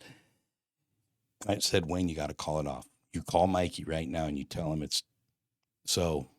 He goes, "Okay." And he's like crying, dude. Like, he's like, "Joe, you're my best friend. You're my brother. I can't do this." I go, "You don't have a choice. It's not you do what you have to do. I'm standing by my faith.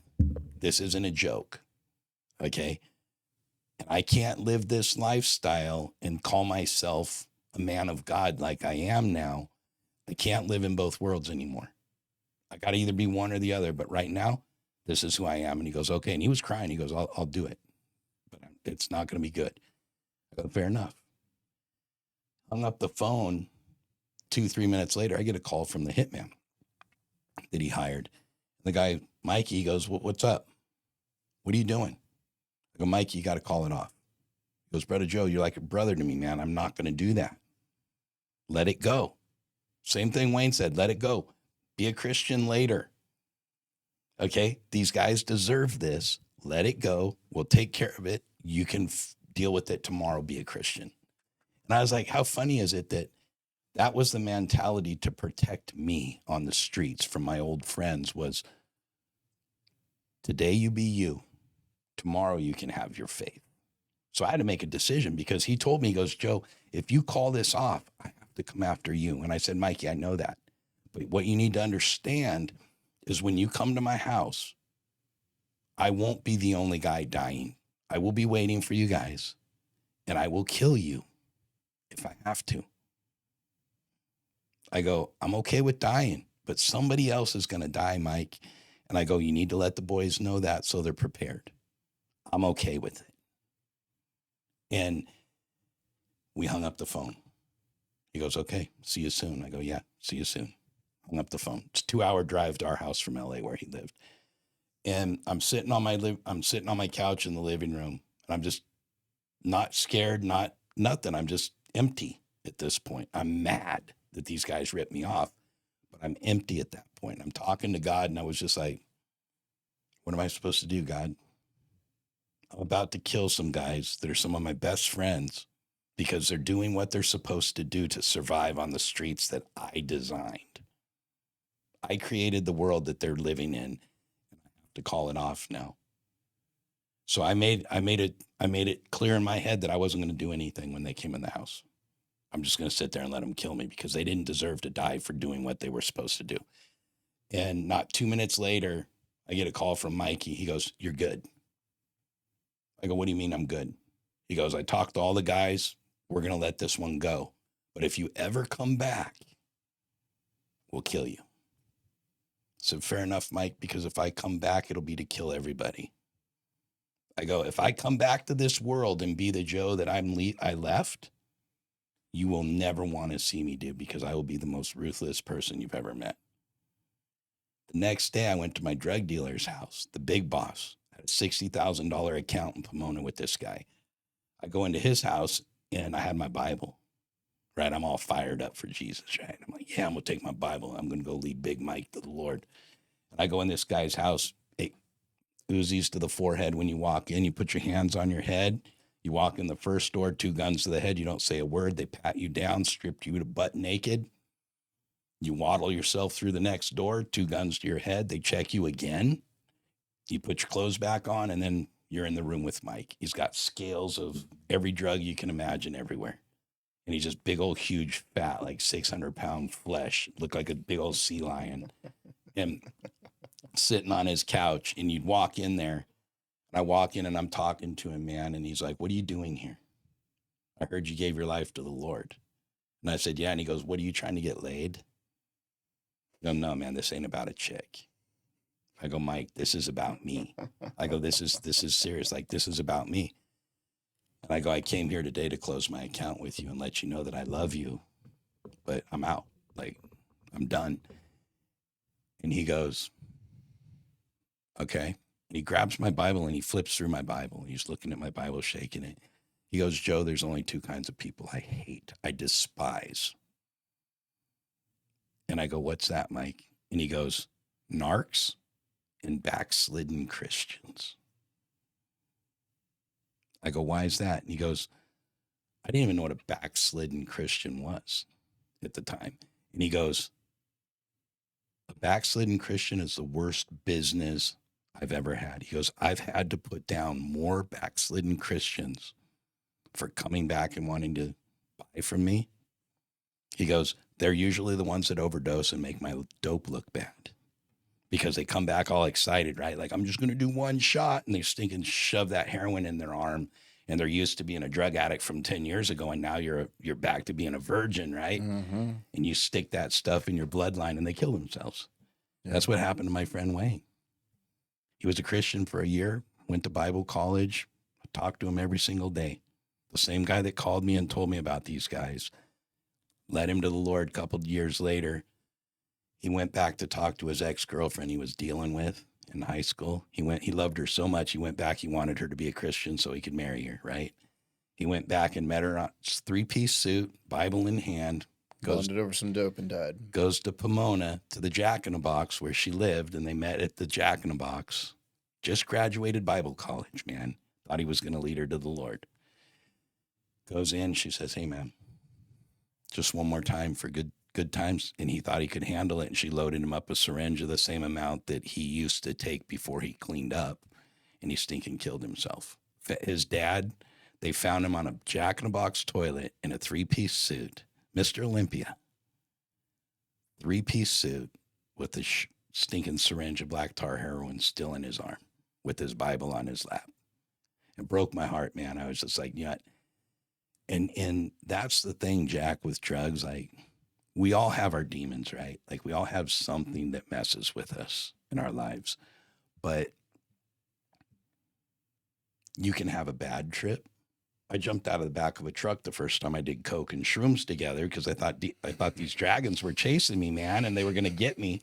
And then we went around a corner, and my friend was driving the truck, and there was a UPS truck coming, but it was like the size of a semi. It was one of the box trucks, but I was just tripping, right? So I got dragons chasing us, trying to swoop down and eat me out of the back of the truck. And then here comes this truck, and it looks like he's just going to plow through us, like he's absurdly large. And so I just freaked out. And when Pablo made the turn, man, I bailed out of the truck, boom, on the turn. And I was sitting there for 20 minutes, just bleeding all over, curled up in a ball, like shooing dragons away, right? And he come back, he's like, "Dude, what did you do?" I'm like, "You got to get rid of the dragons, dude. They're trying to eat me, man." Like, I'm just sitting in the street. Nobody's stopping. Nobody cares. I'm just sitting on the side of this turn, curled up in a ball of blood. And he comes back and picks me up and takes me on. I was like, "Bro, you got to stop thinking bad stuff, dude. You're messing up your trip." And I'm like, "I didn't think about this. It just happened." But, the reality is your first time you had a bad trip doing what you did that day, and then you go back with your friends and maybe you had a good trip, which then you start thinking, "Oh, it's okay." Like, was it the same stuff that they gave you? Like, was it the same mix of everything, or was it a whole different? No. I've never had a mix like that, dude. Like that was insane. Like I've never like I've overamped and I've overamped here real quick. I've got to use the restroom. Yeah. Time out. Coffee just hit me. You're good. The drug thing, as far as like the That's reflex on which one, like, did it hit you the same? Like, was there one, did you become a drug addict as far as shooting up all the time? Did that, with doing it with your friends, did that affect you to where you were like, "Hey man, I think I'm gonna..." So here's the funny thing. Out of all of my friends, I am the only one that ever really took the train. Really? Yeah, everybody else took the bus. Wow. So I am none of my friends. At least there's one. There's only one of them, and I met him through an ex-girlfriend. So she one of my ex-girlfriends, the one that I was with for the longest, actually, she got with this one guy, and I started staying with them. I was staying with her even after all the nonsense that happened back in 2022. Golly, I cannot speak. And me and him became best friends. She was dating him, and me and him we got wow. really close. We got really close. We go to church and stuff together. We'd get high together. Like we were really, really close. And he disappeared a couple years ago. Like Gone. off the face of the earth, Like off disappeared? the face. Like nobody knows. Oh, like wow. there was no body. There was no funeral. Like I checked databases. I like paid to have his name. Like I looked for him. Like he's nowhere. He's gone. Wow. So he was the only other one that I ever would do that with. But yeah, man. I just started using, and it was the norm again, man. It became normalized. And I didn't really care what it was, but I definitely was changed though. I didn't care not to use. I mean, what was there to not use for? Right. Like, I what was the mean, reason? the whole thing was don't do it. Just don't do it. Don't get high. Don't sure as hell don't shoot it up. Yeah. Don't go that route. Especially after all the years at Yeah, especially home. with what your dad was battling and you seeing that go on and then Yeah, like, no, and with man, I'm not going to do it. right, and with it in the home. Now, I never saw my biological dad use, but it was in the house before that. So it and that caused a lot of problems. That caused knockdown, dragouts, fights, cops getting called on me for fighting, and just all kinds of bad stuff, dude. So nothing good has ever come from it. You asked me earlier if I ever had a bad experience on dope, dude. When did I've got so many stories I can tell you about bad experiences. Really? I do not have that many. I don't have that many good stories to tell, honestly. And that's because there is nothing good. You know, very close family member of mine, ex cook, he used to cook dope back in the '80s. Spent some time in prison and came out and got clean, stopped, turned his life around. But as a dope cook, you know, he told me something one day. Well, he told me a couple of things. One of them was that if he ever found out that started doing dope and shooting it, or just doing it in any kind, whether it's Yeah. snorting it, smoking it, whatever you want to call it, hot railing it, you know, he'd kick my ass and he'd beat me to an inch of my life, which he never did even after he found out about it. Still hug, like starts with a handshake, and then goes into a hug, Yeah. and I mean, yeah. But he told me two things: that he'd kick my ass if he ever found out I was doing that, and the second thing, which I'll never forget, he said, "What comes with the dope goes with the dope. Hmm. What comes with it goes with it." And that's something that kind of stuck with me, but I never had a good time on it. And anything started going good while I was on it, it always ended up going bad. And that's what he meant by that was it's not going to take the evil away. It's not going to take, No, it brings it. And yeah. the things that you when you go into it, you may have X amount of stuff, but you'll start to lose stuff. And it'll rob you, man. And another thing about it, you know, I'm so grateful for my experience with the drugs, you know, I really am, because there were so many horrible times. And I'm so grateful for those horrible times, man, because it was demonic. When me and my friend, before he disappeared, one of the reasons we went to church is because we tried to go undergo a deliverance Oh, wow. because there was something in the house. There was something like we were talking earlier about spirits and stuff. I've seen things Yeah. like Yeah, and me I'm too. A lot of them. it's not just the drugs. Like when I tell you, like I Yeah. laid eyes on a black figure, and I'm not talking like, you know, I'm not talking like, you know, like black is in Some what you and cute I little, know. yeah. We're talking like black, like Yeah. pitch black, jet black, like this microphone black, and like white eyes, and just a very distinct Did it thing. feel evil? Very much. I mean, Yeah. I think about it, it's like I get Yeah. like goosebumps, Yeah. man. It's I There's certain things you can't forget, and this was one of those things, man. It was in the house with us, and we underwent deliverance, and it was crazy. I mean, the feeling I've never. I used to think that it was BS. I didn't believe in deliverance. Yeah. I didn't believe in speaking in tongues. I still question that. I still think that that's kind of It's hard to BS. understand. It's hard to understand the concept.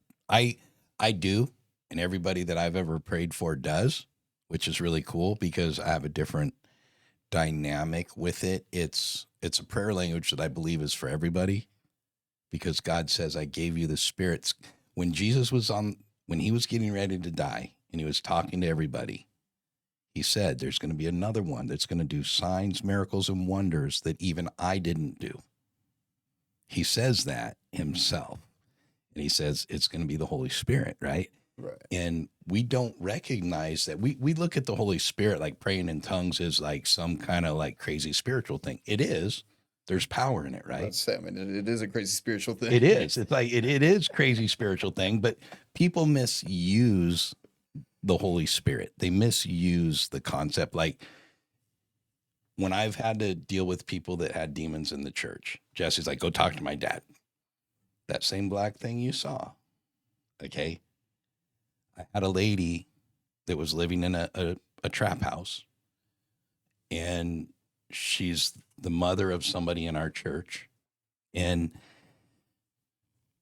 she came to us because she saw a group of demons roll in a cart into the house where she was smoking dope, right, and living. They rolled into the house, and everybody was passed out. She was still coherent, but everybody else was passed out. And she saw these demons taking the people's bodies and putting them in body bags and zipping them up and putting them on this rolling cart they had.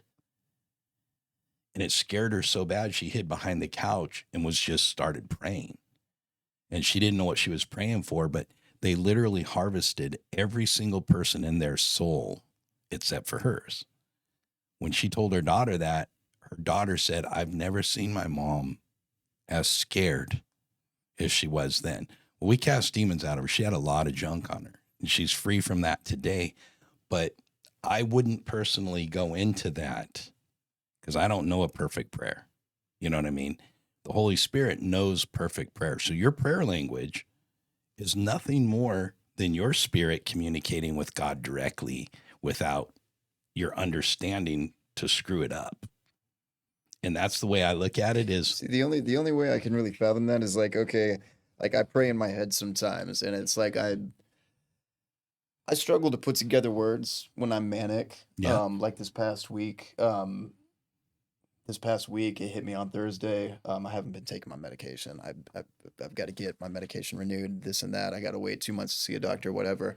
So depending on what it is, if I'm exuberantly tired, I mean just really completely hits you. drained, can't put together words. When I'm manic, can't do it. There's days where I go to pray and I can't even. I know what I'm trying to relay to God, but I can't express it verbally. So I Mm-hmm. think it, and in that mental, because I believe He can hear our thoughts. I Oh, yeah, believe I that Satan agree. is the only one that can't hear your Right. thoughts. I agree. So in that way, it's kind of just like, I guess, speaking without It's speaking linguistically without it. utilizing English. I mean, Exactly. It's so a lot of people put so much in Toby called it the kurabashata, right? The sound of praying in tongues. People put so much in the language of tongues, the Holy Spirit language, whatever you want to call it. Your prayer language is all I call it, your prayer language. But the guy that explained it to me didn't preach from the pulpit about the Holy Spirit ever, right? He almost seemed negative towards it. And I called him up one day and I'm like, Pastor Rawl, this is Rawl Reese out in Diamond Bar, California. Phenomenal pastor, one of my favorite people in the whole world. I'm here because of him.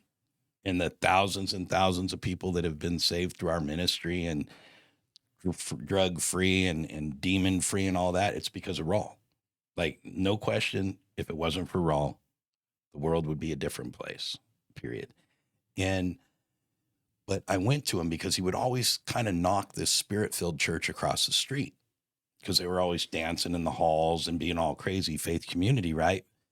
Well, Rawl explained it to me. He said, Joe, I don't have a problem with the Holy Spirit. It's just not for my church. My church is a new believer church. And if we dance around and pray in the spirit and wave flags and do all the weird stuff, people are going to dig out and they're never going to come back to church again. well, yeah, they're probably going to think it's an act because I mean, I did for the longest time. Right. I mean, heck, I still did up until like, I mean, yeah, It's not normal. no, It's not normal. it's not normal. Yeah. It's not what like the average man off the strip would. No, I mean, in that's the whole thing is basically what he was telling me. So when I would start praying, much like you, okay, when I would start praying, I would get super distracted, and it was usually a weird blah, blah, blah, blah, blah, blah, whatever. I couldn't understand it, but it always interrupted my prayer. So when I would go to pray, I'd get 2-3 minutes into prayer and I'd start wandering off into la la land with this weird, like I get these things in my head that were like, didn't make any sense to me at all. So Rawl says, have you ever tried saying them? I'm like, Rawl, they're not words, they're noises. He goes, say them. He goes, and watch what happens. 2 days later, I was fluent in praying in tongues. He goes, Joe, that's your prayer language. Say it. Don't be ashamed of it. Say it. It doesn't need to make sense to you. It's not for you to understand. But Satan cannot understand prayer language. Is that the point? It's supposed to be like kind of some kind of like code, like yes, some kind of like it's between type your thing? exactly. It's between your spirit and God. Okay. Okay. Satan can't communicate with that. So it's a safe place when you're praying. If you can get your prayer language, it's a direct connection. Now, you don't know what the perfect prayer for Jack is. You might think you do. Oh no, I know. The spirit, the spirit knows every day. Right. The spirit knows the exact prayer that you need to be effective for your life and for someone else's life. He knows the perfect prayer. So if you're not using that gift that you have, our flesh gets in the way, right? We worry about being a perfect prayer person. Oh, this guy needs prayer. I got to do it perfectly, right? I'm not a perfect prayer guy. Like I've had people go, oh man, your prayer's so powerful. And I just kind of giggle. I'm like, yeah, I made it powerful because I made it sound smart. That was Joe, not God. That was Joe begging God to intervene and do something for this person. Okay. But when it comes to praying in the spirit, I believe I had a lady in Hawaii. She's I don't believe the Holy Spirit's for everybody. I don't want to pray in tongues. I don't want this. I don't want that. And one day she came to me and she said, how am I supposed to pray in tongues? Like I've cried, I've asked God to pray in tongues, blah, blah, blah. And I go, listen, go down on the beach and sit there until God gives you your prayer language. We witnessed this. Her husband and a whole group of people in my ministry witnessed it. She walks out, sun's just setting, it's beautiful. She's sitting down there. I said, just go down there and pray that God would give you your prayer language. She's literally sitting there, Jack, on her knees crying. And she just goes like this, face down in the sand. She's out cold. Just passed out. Boom, face down. 10 minutes later, she gets up, sand in her mouth, all over her face. She's bawling. She's praying in tongues. She's praying in tongues. She's not trying to get the sands out of her mouth. No, okay. Exactly. No, but no, it was one of those things where it was like, but the reason it happened was because she was doubting that God wanted her to have it. And when I say go down there until God gives it to you, it's not something he makes an option, right? He never says, I might give you the Holy Spirit as a comforter. He says the Holy Spirit will be there as your comforter, not me, not Jesus. Jesus isn't there to comfort us. He brought the Holy Spirit to be our comforter, not Jesus. Jesus died on the cross for our sins, right? He's our Lord. He's our representative before God. But the Holy Spirit is something that we're supposed to live in the presence of on earth to affect the world we live in today, okay? Jesus doesn't say, pray in tongues to me. It's between the Holy Spirit and God. And he was this is one of my issues with the Bible that people read today, because the Bible says, Jesus said, there will be one, you guys, Jack, will do signs and wonders and miracles that Jesus Christ himself never did because of the Holy Spirit. That's what he says. There's one coming that is going to allow you to do things that I never even did. But we don't live in that, right? We forget that part for some reason. We leave that out of the Bible. We leave that section out of church. I'm trying to think, what are the miracles that he didn't do? I mean, he walked on water. He healed people. He rose from people from the dead. Like, how many people have you raised from the dead? None. I mean, I've been risen from the dead personally, right? Like twice. Well, and that's the thing. It's like, but I've never walked on water. I've never fed a crowd. of people from a fish and a couple loaves of No, yeah, bread. I think that's probably the most impressive. I mean, you hear Yeah, about people all the time. I mean, like I said, I was brought back from the dead, but I've never right. seen anybody just break out loaves and fish. I think Right. that's Like, dude, if you were like, dude, I'm gonna take this, God, I'm gonna pray over it, and poof, it's gonna feed 5,000 people with some kid's lunch, like Adam was talking about. right. Right. Like the reality of that. Now to the world, they go, oh, it's not that big a deal. It's just, it's folk tales, it's stories of God and this and that. But the reality is once you have your prayer language, you are now a powerhouse prayer warrior. Not because you have any idea how to pray, but because your spirit is able to connect with God directly when people do need prayer. So that's when you see people delivered. That's when you see people raised from the dead. That's when you see demons cast out. When I'm praying for somebody with demons, the last thing in the world I'm going to do is speak in English. I don't know how to fight a demon. I can watch TV, I can read books on it, but I don't know how to fight them in the flesh. I only know how to fight a demon in the spirit. So if I go at the flesh, I'm going to get the crap beat out of me. I'm probably going to go home with some demons to pass on to my wife and kids, my grandkids, right? You don't do that. But if you go out spiritually, you're at no risk. And the demons, it's a command. The demons have to listen, right? Because of the blood of Christ, the demons have to listen. We can play games with them all day long, and they're going to go, I don't know you, Joe. Who are you? You're a clown. But you pray in tongues, there's not even a fight anymore. It's crazy. I've fought with a lot of demons. Like, dude, you got to go. Jesus said, by the blood of Christ, you got to go. Like, yeah, dude, I don't even know you. I don't know you. You're getting weak, man. I don't even feel your power. And I'm like, I don't have any power. God has the power. I didn't know what I was doing. But these demons were talking to me the whole time, laughing at me, mocking me. What are you trying to do, man? You don't have the strength to do this. You don't have the authority. No, but Jesus does.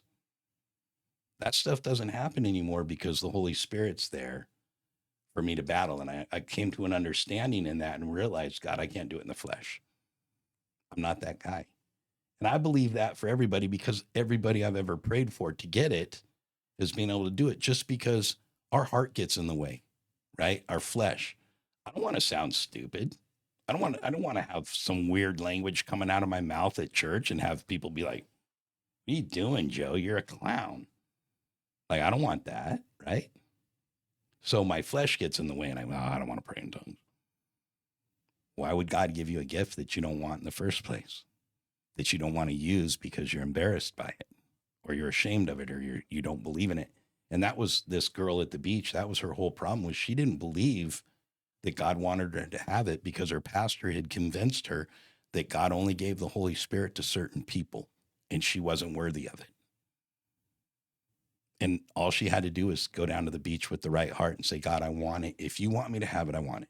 Oh, that's spooky that you say that. You know, I was you know the whole elevated horizons thing that they Mm-hmm. got. Yep. They had like a fundraiser event the other Yeah. night. So I was on my way out. I had my uncle called me. I was already about to leave. He called me. He's like, "Hey man, are you by? If you're in town, could you swing by?" I was like, "Cool, yeah. Let me go say my see you later." As I went, and do you know Miss Gigi? Yeah. Yeah. Okay, so I've heard a lot of good things about her. I've yet to actually meet her, like eye to eye, Mm-hmm. introduce myself, and all that good stuff. So I got to do that um that night, and she told me something. She's like, we were talking about prayer and this and that. She's like, it was about the worship team. I think they were like, you know, I think you should join the worship team. I'm like, yeah, I really don't know about that. They're like, well, they're like, why didn't you know about it? I said, I don't know. They're like, do you ever ask God what He wants for you? I'm like, you know, I tell God thank you, and this is true. So Yeah. something about my prayer, I don't hardly ever ask God for things. Maybe part of this is because the last time I've asked for certain things, and Yeah. You didn't get the answer you wanted. well, so yes and no. So part of me has been under the impression, maybe God has given you everything that you know, everything that you're meant to have. maybe if you have the gratitude and you focus more on recognizing your blessings, like when I was in rehab, there was I can't remember what day it was, but there was this specific morning we'd meet in the chapel, and you had to list off like either 10 or 15, maybe 20 things. You had to list off as many things as you could think of that you were grateful for. And sometimes people would, call off where they saw God that week, but a lot of the times it was, the first thing you say you're grateful for is your recovery, your family, Yeah. being able to eat, not being on the street, not being in jail, so on and so forth. And when I got into the habit of that, there was something about listing those things off. Like, they talk about counting your blessings. Well, if you tell yourself not just counting your blessings, but telling God and hearing yourself thank God for all the things that you recognize that you have, and having the gratitude for that, it kind of dilutes your sense of want. And when you start realizing all the things Yeah. that you think you need, that you realize that you do have, what more is there to ask for? Well, you think So, about that. and yes, now Yeah. you think about it. Now the buck can stop there when you think about that, but then you come into certain points like the other night, and she's like, and before I get on a tangent, so with that being said, I tell her that that's what I do. I say thank you more than I say please, and and this was right after I heard a message. So I listened to the Yeah. Elevation Church, Stephen Yeah. Yeah. Furtick, and there was a message that Stephen Furtick was talking about with Caleb and Joshua whenever they entered the Promised Land. Obviously, they were both promised, like very specific things. Like Right. and in Caleb's case, it was a plot of land, and he told God about it. He's like, hey, the Ammonites and stuff are over here. They have this bit of land, but through you, I can push them out. I can get them to leave. And you promised me that. I like what was promised. Now he did something that a lot of people could think of as kind of cocky or arrogant or entitled. Really, I feel like would be a better word. So, oh, you're gonna go to God with, oh, hey man, what about that thing you owed me? Yeah. You told me this. Well, I'm holding yes. you accountable. And that's the thing. So with that, it's kind of like what they talk about in James, where it's about the faith. When if you're going to pray about something, have faith that it's going to happen. Be Hmm. prepared for it too.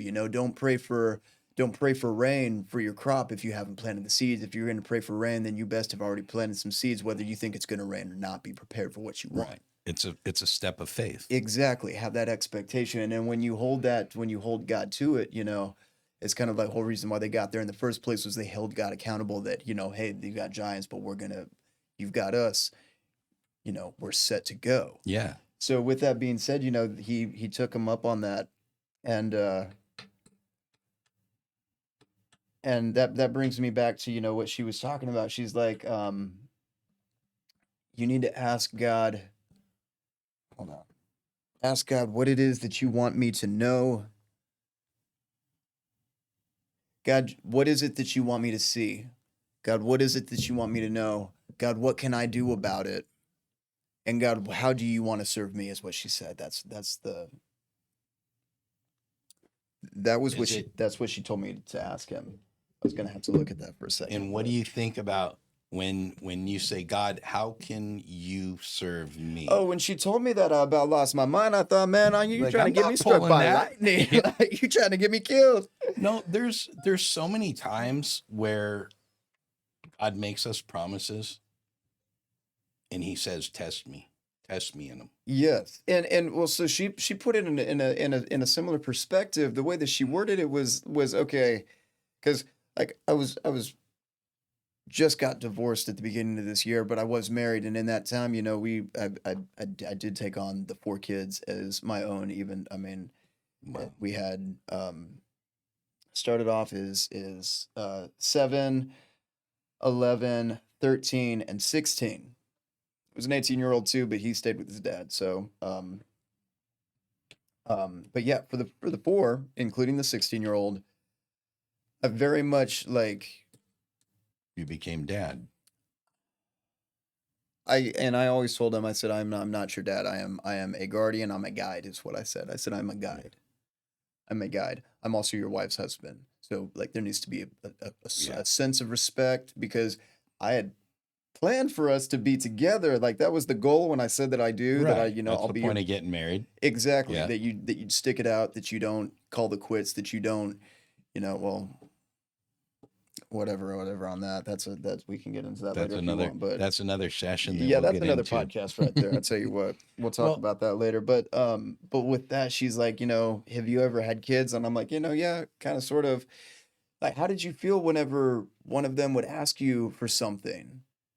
Oh man, when the boys asked me to go fishing, shoot, dude, yes. I'm all about it. Yeah, Let's go, yes. let's do it. I would love to make that happen for you. I would love to do that for you. Absolutely.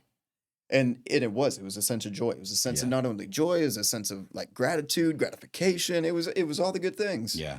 It was the best. And I say this, I mean, after years of getting high, it was the best feeling, especially when you could do it for them. Yeah. When they would ask you for something and you would make it happen, and you would provide that sense of provision was an amazing feeling. You're a father, you're a grandfather, you know what I'm Yeah. talking about. I've spent my life making sure that I say yes to everything my kids need. Exactly. And that right there is the thing that I deny God every time that I don't ask him for something. It's the feeling that I am not allowing him for me.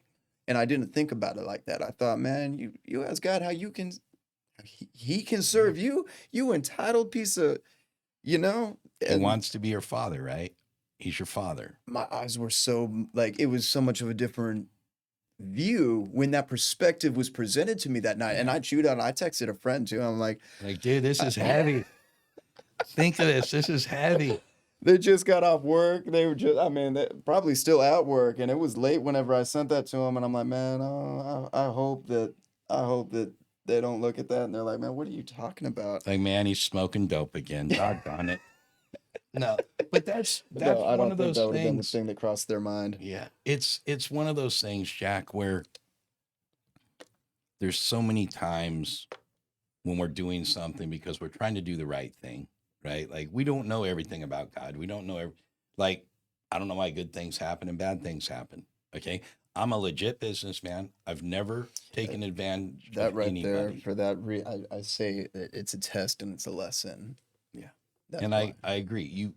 I believe that God tests us to see where our hearts really are. So I can sit here and tell you I I've think never he also stolen. tests us for us to see where our hearts are. For those of us who are on that same level, and for Hmm. the rest of us, it's like, those experiences eventually one day, I mean, I eventually got off out of the certain type of lifestyles, and not just Yeah, drugs, but like other things too. When you look back, you see those things. I didn't mean to cut exactly. you off. You see the process and you go, man, that it was a negative, but it's a positive now, Exactly. right? Like Exactly. it was a bad time in life, but it's a good time now. And I agree with what she's saying is you need to not be afraid to ask God for blessings for you, right? He promises those to you, but he also says you got to test me in it, man. When you tithe, okay? I know people don't like talking about money and all that. He says, give me 10% of your best, okay? He was talking about your flock, your herd, your sheep, your everything. Give me your best. I want 10% of your herd and I will give you back a hundredfold. Exactly. Okay. But we don't do that anymore, right? We don't give God 10% of what we make every week and go, God, you made me a promise. If I give you 10%, you said you give me back a hundredfold, dude. And this isn't worldly. This is my money. This is what I need to survive, God. And you made me a promise. If I give you this, you'll give me that. He didn't say I give you 90% for 4 years and 3% for two. Like he said, if you do this, right, I'll do this. Like that's what he said. Right. And we don't want to challenge him in that anymore. Okay. He says, if you pray like this, I will do this.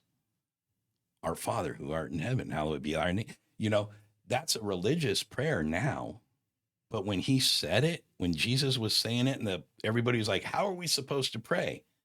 And he said, my Father who is in heaven is who I'm praying to, and how great you are. Hallowed be your name. No, he just You're let that roll right stinking off his tongue. amazing, dude. Like, you're my dad. You're the leader of the world, and you're amazing. And this is what I'm doing for you. Like, he's telling them, you edify God. You recognize him as God, period. Okay. But when you do that, then you can ask what his will is for your life. We don't know God's will for our lives. Man, I broke my neck when I was 40 years old. I was so pissed off at God. And I left for almost a year. I was like, God, I don't believe in you. You're a joke, dude. You're a clown. Over breaking your neck? Yeah. Really? Well, because I was a surfer and a skater. I had one of the big ministries. I changed the world literally because of my ministries, surfing and skating. And all of a sudden, I'm paralyzed. Like the doctor's like, you're gonna be paralyzed the rest. I'm still listed as medically paralyzed. The doctor's like, you're gonna be paralyzed for the rest of your life. I'm like, no, I'm not, because I have a surfing ministry. When I was 40, I lost the love of my life is my kids and my grandkids and my wife, right? But outside of them, surfing was who I was, my identity, my whole life. Surfing was my identity. I was good at it. I built a ministry around it. I saw thousands of people get saved through it. And in one day, I'm paralyzed and I'm never going to surf again. Nah, man, screw you, God. Like that was first thing I said. I was in the car driving to the doctor and I said, God, if this is your will for me, Hold on, you're driving to the doctor. I'm assuming this is after the I diagnosis. no, I broke my neck grappling. I went to the beach to swim it off. And I started feeling all this pain in my body. And I'm like, man, I got to go paddle. So I took a board and I went down to the beach and I paddled. I'm a surfer, man. The ocean heals my body. I don't need a doctor. Right. So I paddled out and I literally laying down, I paddled out and came in on one wave. By the time I got to the beach, I was paralyzed, couldn't get out of the water. 2 kids, I'm a clown, right? So it's not abnormal to see me rolling up and down and letting the waves crash on me. Like that's what I do. And these kids came up and they're like, Uncle Joe, are you okay? I go, I can't stand up. I can't get out of the water. And they put me on my board and carried me like a gurney to my truck. And by the time I called my wife, I could walk. And I was like, I'm going to the hospital. I'm just driving. The hospital was just as close as my house. And I'm like, I'm going to the hospital. Something's wrong. And I got there and they did an MRI. And the lady comes in and she's like, well, Joe, I'm sorry to tell you, man, you're paralyzed. Your spinal cord's been severed at your C6 and C7. There's no way to repair it. You are paralyzed. I go, I'm walked in here. What are you saying? And she goes, I don't know why you're walking, but spinal injuries are not curable. And I'm just telling you, your MRI right here shows that your spinal cord's been severed at your C6 and C7. You will be paralyzed the rest of your life. You will not walk out of here. And she left me. And I sat there for a half hour and a nurse came in and goes, oh, you're still here. I go, was that it? I go, if that was it, can you do me a favor and have her come back in here so I can punch her in the face? Because that's the worst bedside etiquette I've ever seen in my life. And these people know me. I'm pretty well known in Kauai because of our ministry and what God did there. And she knew exactly who I was. And she was not like, Joe, I'm sorry, go get another opinion. Nothing. She was just like, dude, matter of fact, you're paralyzed. See you later. Get out of my office. That's how I felt. And I was just like, God. And I walked out of there and I was like, God, if this is what you're going to do to me, I'm done. After all the years after the thousands and thousands, literally, when I lived in San Clemente, before I spent 15 years in Hawaii, I had seen over 3,300 people accept the Lord through my ministry. And I was like, Lord, if you're going to put me on the beach in a wheelchair, I can't do it, man. I'm done. I can't do it.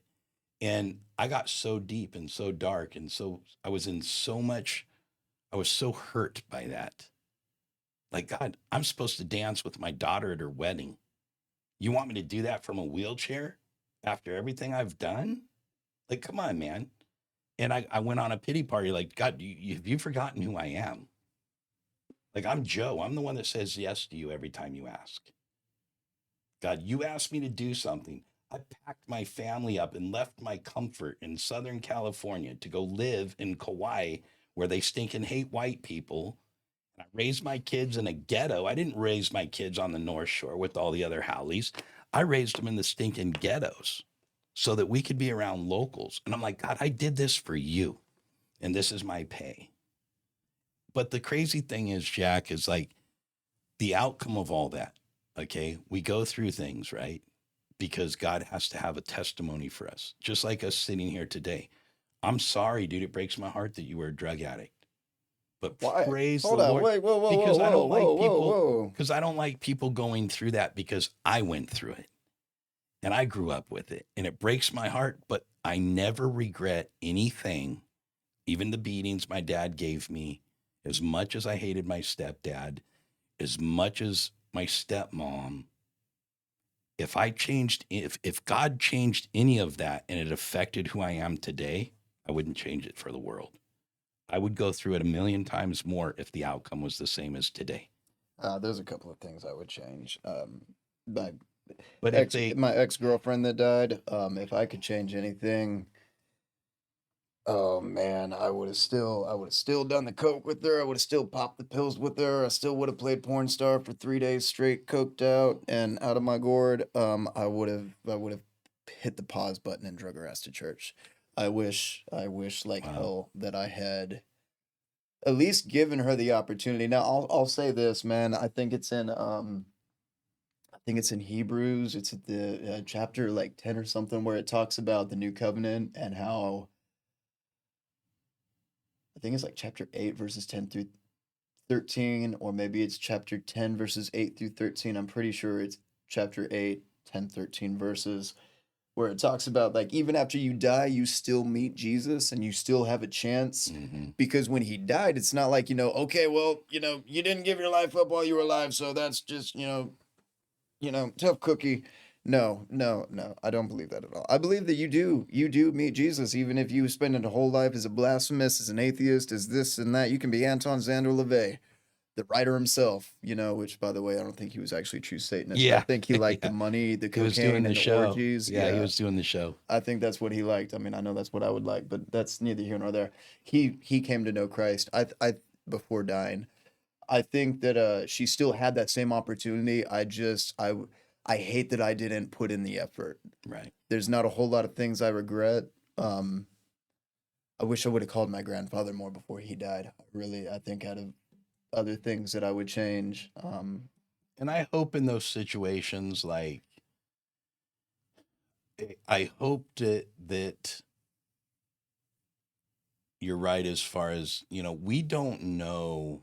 And I had a friend who committed suicide. And this guy was the most amazing. That's the other type of people that Yeah. I'm referring to. And for me, I feel like we actually have a friend, one of the guys that helped me be who I am today. He became a pastor, was really good friends with Tiffany's family, and our friend Jay, and he was a pastor for years. Moved to Lahaina over in Maui, and was pastoring a church there. And I don't know the story, but he basically left the church, went back to California or wherever he was living, and we heard just like a couple years ago, that he had killed himself.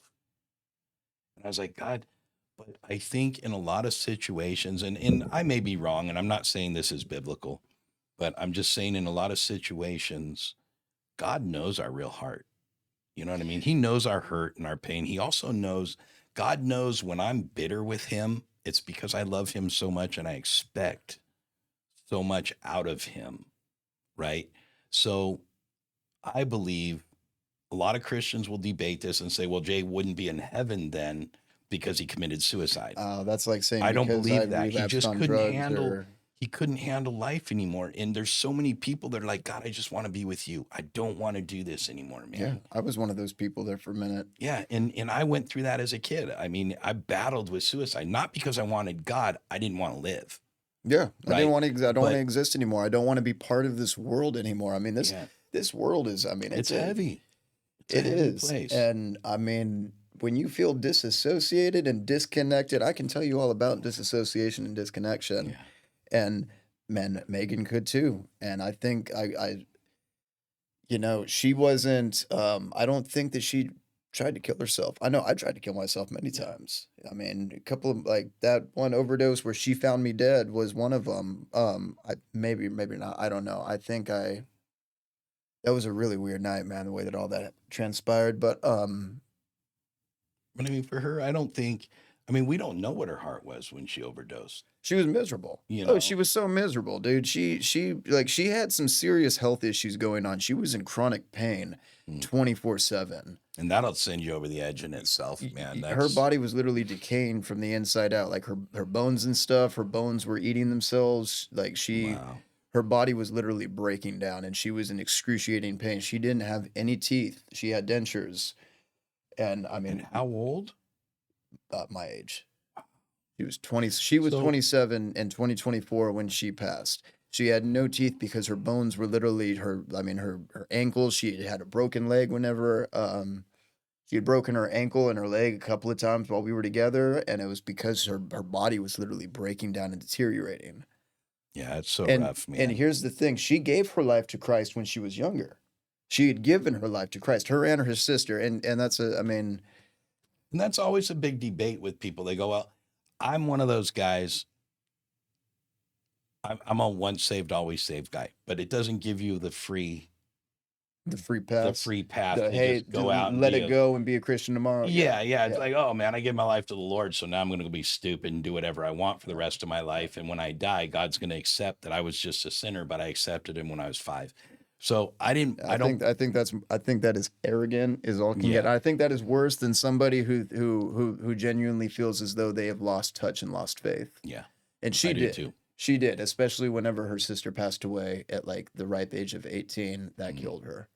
I and that kind of brings me back to another thing, man, like with atheists and stuff. I question whether or not it's that you don't believe or if it's that you're so pissed off and you're so hurt that you let that dictate you. Because I don't know about you or or Cole. or Mr. Cole over here or any of the people over on the other end of this lens here, but I'm pretty sure that most of our like we operate from a sense of pain and fear. And there's something about when you get hurt like that, you just it alters you and you don't operate the same after that. Yeah, Your functionality is completely different. And feel like for a lot of atheists, I mean most of it is hurt.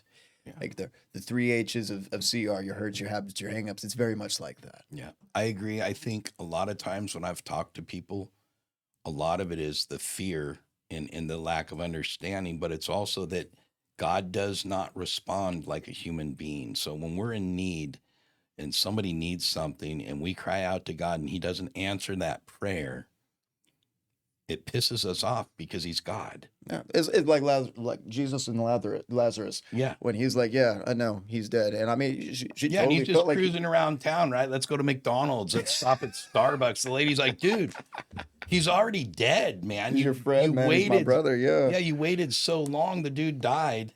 You said you were coming and we waited for you, dude. Like, what are you doing? You know? And they didn't understand what was going on there because now imagine that. Like, imagine where we're at today and we reach out to God, not knowing who God is, not knowing how God works, nothing like I did when I was a kid. I asked God to kill my stepdad when he was beating me. I'm like, God, if you're real, kill him so I can live my life. I don't deserve this, dude. I was a kid, man. And I used to get so mad at God because he wouldn't kill my stepdad, that he would let him come in every day and beat me. And he never answered for it. Like it made me mad at God because it's like, God, I'm a little kid, man. I've done nothing. I'm just a kid. This dude's an adult and he's doing all this horrible stuff to me and you don't care about me. Like, who are you? And that's what happened to me. But that's where the hurt comes in, right? The lack of understanding. But I also believe that it's better to have that hurt with God because you're still not, if you can be upset with God for not doing something for you, you still believe in God. exactly. There's still a little hope there. And that's kind of where my idea on that is, and I mean that's kind of like for those who claim atheism and die, that's kind of where my thought is on that. And again, she was saved, and I'm kind of on board with you. Yeah. If you believed in enough in him in that moment, then I mean that's kind of it. And with my personal belief, if you have a second, you always get the second chance to meet Jesus. Yeah. You have a second chance to accept him. Now, if you screw the pooch in that. Well, that's on you. Yeah. But you know what I mean? Like, I feel like if you're gonna come face to face with Jesus when you die, I'm the high feeling yeah. that you're probably gonna Yeah. say yes. If I show up and the Easter Bunny's there, I'm going to be like, okay, God, that's funny. Joke's on me. I expected Jesus and Golden Gates, and I got the Easter Bunny instead. I cool, Well, Lord. you I'm might sorry. expect to wake up or something if that be Yeah, the at case. that I point, it's mean, like I'm hoping I'll be a grasshopper when I come back. But that's one of those things, and I know we got to cut this off because hold we're on, going to wait, run we out of wouldn't even time. conclude to our But point because we are need to we finish circling down? exactly. We need to finish the point. So with where your heart's at, Jack, in general, and your girl passing away and the pain you went through with all of that, how have you dealt with that now? I know you have a relationship with God. I know you feel closer to God. I know you have that relationship, but do you feel like there's been a little bit of healing in there? Are you still battling with God over her No, situation? no, no, no, no. That was something I definitely had to work through. Yeah, that was something I had to work through. I also used, of course, I used drugs Yeah. to help with Yeah. dealing with that. Yeah. Worst mushroom trip ever after eating those 7 grams after her viewing. That was a horrible idea. Don't ever do that. Yeah. But Hopefully I never eat with 7 grams of mushrooms, but no, especially not those mushrooms. Those, if I but do, I know I'm going to be in a really dark place. So oh, I know you have that. no idea. Yeah, I know that because if I do it, it's going to be crazy. Yeah. So So with that being said, no, I worked through that, man. I had to. I had to work through that. You know, you can't give your life to Christ and then be half in, half out. No, you got to work through it, man. And you can't get pissed off until you know that you have given it 110%, and even then you got to try some more. yeah, You I know, agree. like so no, I worked through that. Through a lot of stuff. Like I've gotten to a point where there's things that I mean, and like you that 10% of you that breaks down when things don't go right. I do Yeah, too. Um, Very few and far between. I have to, man. So my definition of repent, it's not, oh, forgive me, please, I'm sorry. No, it's change your thought process, yeah, change your mind, your thinking, change that, and that's repentance is changing that. So when I get upset, I do. I think that's the thing I struggle with the most these days. Especially with the bipolar, man. And even when I get manic, I get that it's uncontrollable. I'm learning to manage that. yeah. It's That's not great. controllable, but you can manage it. Now, with that being said, in those moments, you know, you have to change your thinking. But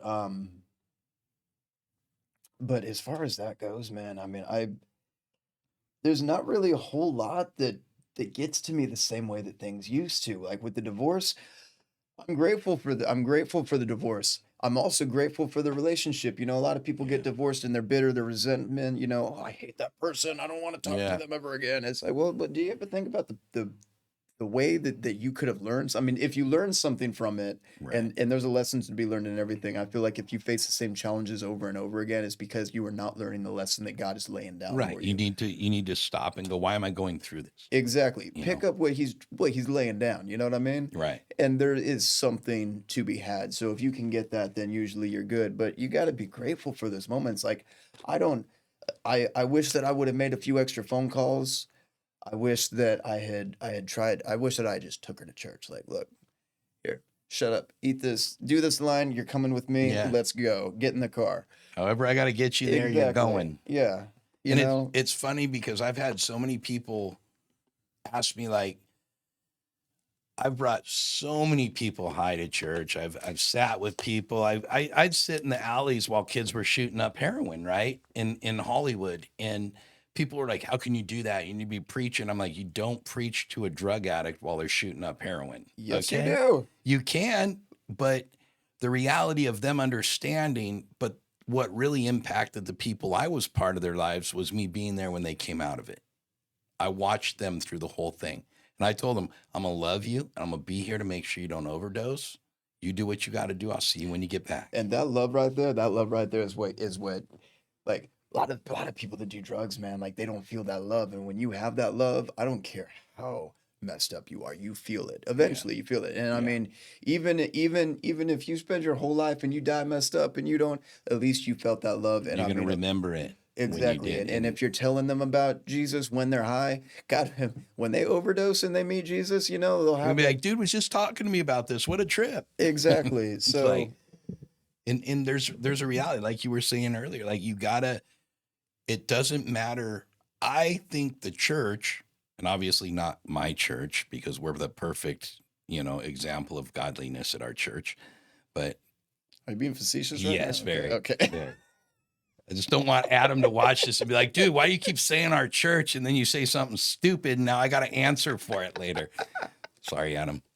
But I think we need to be more gracious in understanding when people come to church, whether they're high, they're clean, they're drunk, they're sober, we need to accept them as the church, however they come.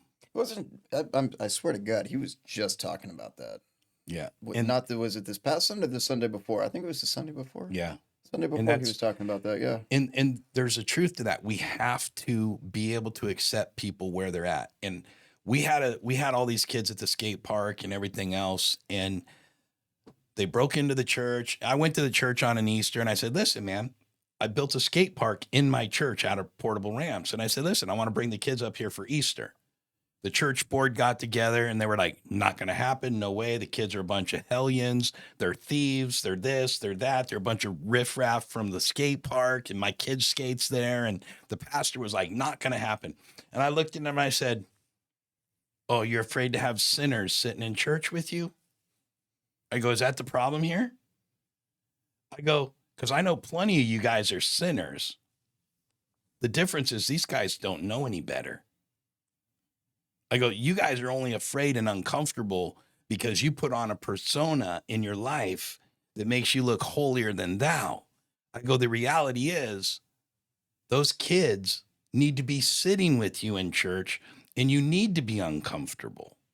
Okay. And we opened it up. And I'll tell you what, those kids, they broke into the church the day after Easter. They stinking paintballed the whole white tent with paintballs. They vandalized the whole church, stole all kinds of stuff from them. And they come after me and they're like, see, I told you. And I was like, but listen, how are you going to handle it? You going to go call the police? Going to have all these kids arrested? After the sermon you gave on Easter morning, you're going to have all these kids arrested for vandalizing the church. We have a bunch of stuff that they've never been able to do. They got to do it on Easter. They came back because they wanted to do it some more. I went down to the skate park. Every single thing that was stolen, every single thing, paintball guns, mountain boards, all the stuff that was stolen was returned. Oh, the paintball guns belong to the church. Mm-hmm. Oh yeah, we had church, paintball. dude. Oh dude, we had paintball. We had a 24-foot vert Pastor ramp. Adam, are you listening? We need some Yeah. paintballs up in here. That's what we need. Paintballs and vert ramps. Especially the latter. Yeah, especially the latter. but that's all part of what the church is supposed to be, right? Like we're supposed to meet people where they are. We're not supposed to go in there holier than thou. We're supposed to meet them where they are in their lives and be an example. And if we're not doing that, we're judging people because you kind of made me giggle because you said, well, I should have taken her to church. I should have just given her a line and brought her. And it's so funny to me because that's a perfect attitude. Should she be doing a line before church? No. But if that's what it takes to get her to church, bro, I'll give you a line and bring an A-ball for the road. And I'm sorry for the people that don't agree with that, but I've been in that situation. I've sat with dudes that were higher than high and watched them come to a relationship with Jesus right there sitting next to me and start bawling and watch God deliver them from everything in their life and never go back to a drug. But if they weren't sitting next to me in that seat that Sunday, they would have never been there. So you were like the second person that I met when I came to church. I didn't say hey to Pastor Adam. I don't think I even heard. I don't think I actually got a glance from him until after I'd been multiple times. Mm-hmm. I'm not dissing on you, Pastor. I love you to death, man. I love you so much. He's a busy man. You're a very busy man. Oh, I know. Yeah. So, but Bo was the first person I met. What a perfect guy for you to have met. And you were the second, yeah. And it was because of the welcome that I got from both, and especially I liked your vibe. I really liked your vibe because I mean, very similar. I sensed it. I sensed Yeah. in an instant. Okay, I don't know this cat. But there's a familiar spirit There's there. a very familiar spirit. Little Yeah. did I know that it'd be almost identical. Yeah. Not no surprise. Yeah. But with that being said, had it been like had it not been for you having the security team asking you about me, had we not had that conversation, had I just, I probably wouldn't have come back. Right. Adam's message was great. What I loved about it was the first message I had whenever I was still like excruciatingly messed up. It wasn't so much about God. It was very broad range. It was very applicable. It was applicable to me because it was about being like just a genuinely decent person. It was around the time that he gave the thing of offense, Mhm. that message. Yeah. I feel like it was around that time, but it was something kind of like that where it was applicable to you regardless of where you stood, and that was what really drew me in. It's like, okay, this isn't targeted. This is meant to make you think, to Yeah. make you kind of look at things. So, but with that being said, between the message and the other part was Bo. It was that I'm glad I was in the mood to do what I was supposed to do that day. Because I'll tell you, there's days when I'm like, God, I'm not going to go talk to nobody, dude. I'm not in the mood, God. You know? I feel that. I And it's feel that like in my some soul. days you're just like, God, I'm not feeling the joy today. I don't want to do it. But that's what, to me, I think there's somebody in the church for every single person that walks in. There's a different person to be the one that can understand their lives. And that's what we really in life, for me, that's what I long for the most, is a friendship that can relate to what I'm going through, that isn't going to judge, isn't going to cause me or make me look stupid or feel worse, but somebody that can go, man, I get it. Bro, I get it. And that's the whole thing for me with what I believe is I don't judge anybody for their faith, their religion, or anything else. I tried that with Farad and got kicked in the nuts, right? Like, God's like, dude, you're an idiot, man. You're going to kill this guy. I got something for him. And he gave his life to the Lord. But I was going to kill him, for crying out loud, literally, because I was an American, man. I'm going to stand up for my country. I'm going to protect him from this one dude, and And that's why people hate Americans. exactly. We're stupid, dude. Like, we do stupid stuff. And That's actually where the whole problem with Iran started. So America screwed Iran. Actually, we were allies with them. They came to us for help, and then we were scared of them being communist, and then we went ahead and we screwed them over. We were also scared of Vietnam being communist, which they were. Yeah. Whenever we lost the war to them, they continued their communist ways, and guess what happened? They started making us composition journals. Sorry, composition that was journal. He's left like, field we as got it it. can be. I'm sorry, my bad. Well, now we know where Jack stands on the political side of the world. Yeah, No. Americans again, when you are led by fear and you are led by distrust, man, you will mess up so much Yeah. more. And that's a good word for life, because I think that's what it really all comes down to, whether it's church, whether it's politics, whether it's people. When we spend our time afraid of things, we don't learn the truth. A lot of times we find out, we listen to one thing, and we determine what it is in our heads, and then we see it in person, right? We're supposed to be super scared of black gangsters, Crips or Bloods. When you go to LA, you're supposed to be scared to death of these guys. No, there's nothing wrong with it. I tell you used to what. walk the streets of Compton with a smile on my face, with a mohawk and stinking plaid bondage pants with belt buckles and Doc Martens up to my kneecaps. And you know how many times I got jumped? None. Well, that's because you weren't repping colors. I messed up one time, man. I went to my coke dealer to get a few eight balls, and there was this Crip that was walking in. I had on some dark blue jean shorts, and I had on a blue Hawaiian shirt, and I think my shoes may or may not. I was just You're matching like, I that was day, man. matching. I was just matching that day. I was Just not trying happened to to be in anything. LA. He looked at me and he smiled, and I got so nervous. I'm like, oh shoot, dude, I'm totally not trying to rep or be disrespectful. He's like, what's going on, my guy? So I mean, it was cool, dude. I mean, we both went Yeah. in. We did a few bumps together. Just kinda smoked a laughing, going, joint, "All and then right, yeah, cool." I got in my car and I sped off, and I'm like, man, they're really not that bad. Well, when you stereotype somebody, right? Yeah, I you did the same thing you did. yeah. I did the same thing. We had a great conversation, man, talking Yeah. about And I've done beaches that. I've done that. and women and cars. I had a guy tell me that used to work for me. We called him Big Mike, dreadlock, big black dude, beast of a man, and super cool guy. One of my favorite people that's I've ever worked with and stuff. And we just had a big heart, man. And him and I just had a good relationship. And he came to me one day, and we were going into Dallas somewhere, and it was a black neighborhood with all kinds of gangsters. And he's like, "So it doesn't bother you to go into Dallas?" I'm like, "No, dude, I grew up in LA. Like, I'm not afraid of gang. Like, I know those dudes are just normal dudes. Like, they don't usually bother you unless you do something stupid. Like, Yeah, if you're acting a fool, then yeah, they're you got something to there. worry You're about. going into their neighborhood. You're going into their complex. Hey, man, how are you, man? I'm good. Hey, do you know where number 12 is? I got to go fix their toilet, man. I don't get out of the car looking all like, oh, what's up? You know, I don't throw signs. I don't do stuff like that."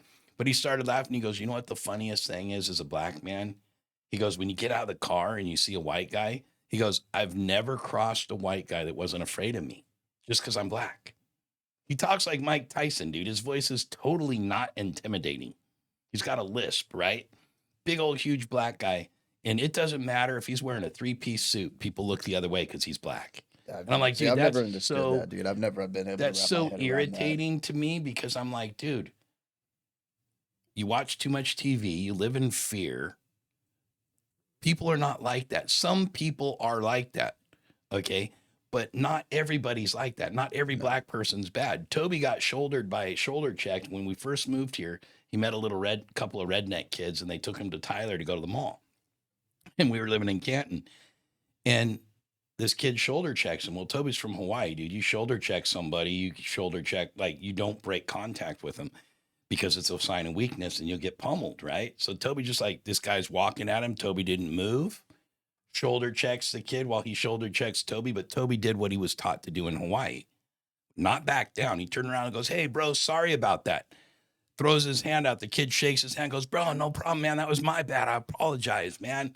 Toby's like, "All right, man, we'll see you later," and walked away. And the kids that were with them, these little redneck kids, they're from Canton. They're like, "Bro, how did you know how to talk to them? Those are gangsters. Like, they're black gangsters, bro. And you like straight up made friends with them." And Toby was like, "You guys are stupid if you think they were They're gangsters." very stupid, man. They're ignorant. They've been in this small town their whole life. They are so uneducated with how the world But works, man. that's Some of these, that's what like, we do, right? We I know, stereotype people I know, in the most ignorant, without taking arrogant the fashion. yeah, without taking the time to get to know them. Okay. I can't have neck tattoos because I'm a businessman and people want to judge you because you have neck tattoos. Like, dude, I'm the last guy in the world that you don't want doing your plumbing because I am by far the best plumber in the world. Okay.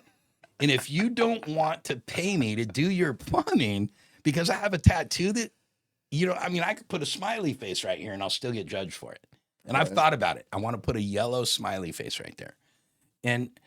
But you still get judged for You it. should get one that says, "Yes, this is a neck tattoo." Yes. Yeah, exactly. I just like, there's got to be something that you can do, but I've had friends with full face tattoos and it doesn't scare me. Like, I'm not worried because I know their heart. I know the person. You take the time, and I want to close with that, but we need to learn to take the time. And to be honest, that's what this podcast is for. Okay. You and I never took the time, not because we didn't want to or because I didn't want to get to know you. We just never had the time. Right. Yeah, no, I've been trying to get with you for weeks, man, and it's Yeah. been something else. It's either been a flip car, or it's been gas, or it's been work, or it's been I got a second job that I got to start, Yeah. or it's There's been always something that keeps it from happening. But exactly. for you and I to know each other just through church, you don't know me and I don't know you. I don't know the real guy. Now that we've sat here and talked, that's what this whole podcast is designed to do, is literally take people that we don't know and learn who they are, because the world says you're this kind of person. I'm this kind of person, right? But are you really?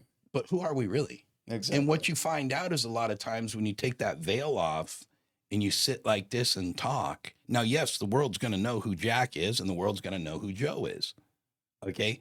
But the reality of that is, if this story helps one kid not kill himself, not overdose. Build a relationship with God to understand, hey, man, go to church stoned if that's your option. Yeah, Go. God will work that out. That's what the Holy Spirit's for. Just go. exactly. But don't sit in the corner convicted because you're a drug addict and feel like you can't go before God because you're high. That's absolutely wrong.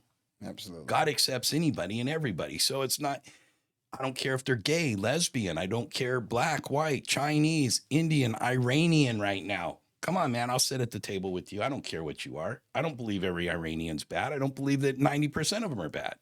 Okay. I believe that we create the world we live in and we create this fear of people and we need to break through that. And that's what I Absolutely. want this thing to be is an opportunity for people that I don't know to come in and sit down. I just got to know Ashley, you know, and You know, what a story, man, that lady has. What a stinking story, dude. She should hate God with all her heart. She should hate God. But instead, she loves him with all her heart. And you will never get Ashley to deny God. She knows a truth that only she can know.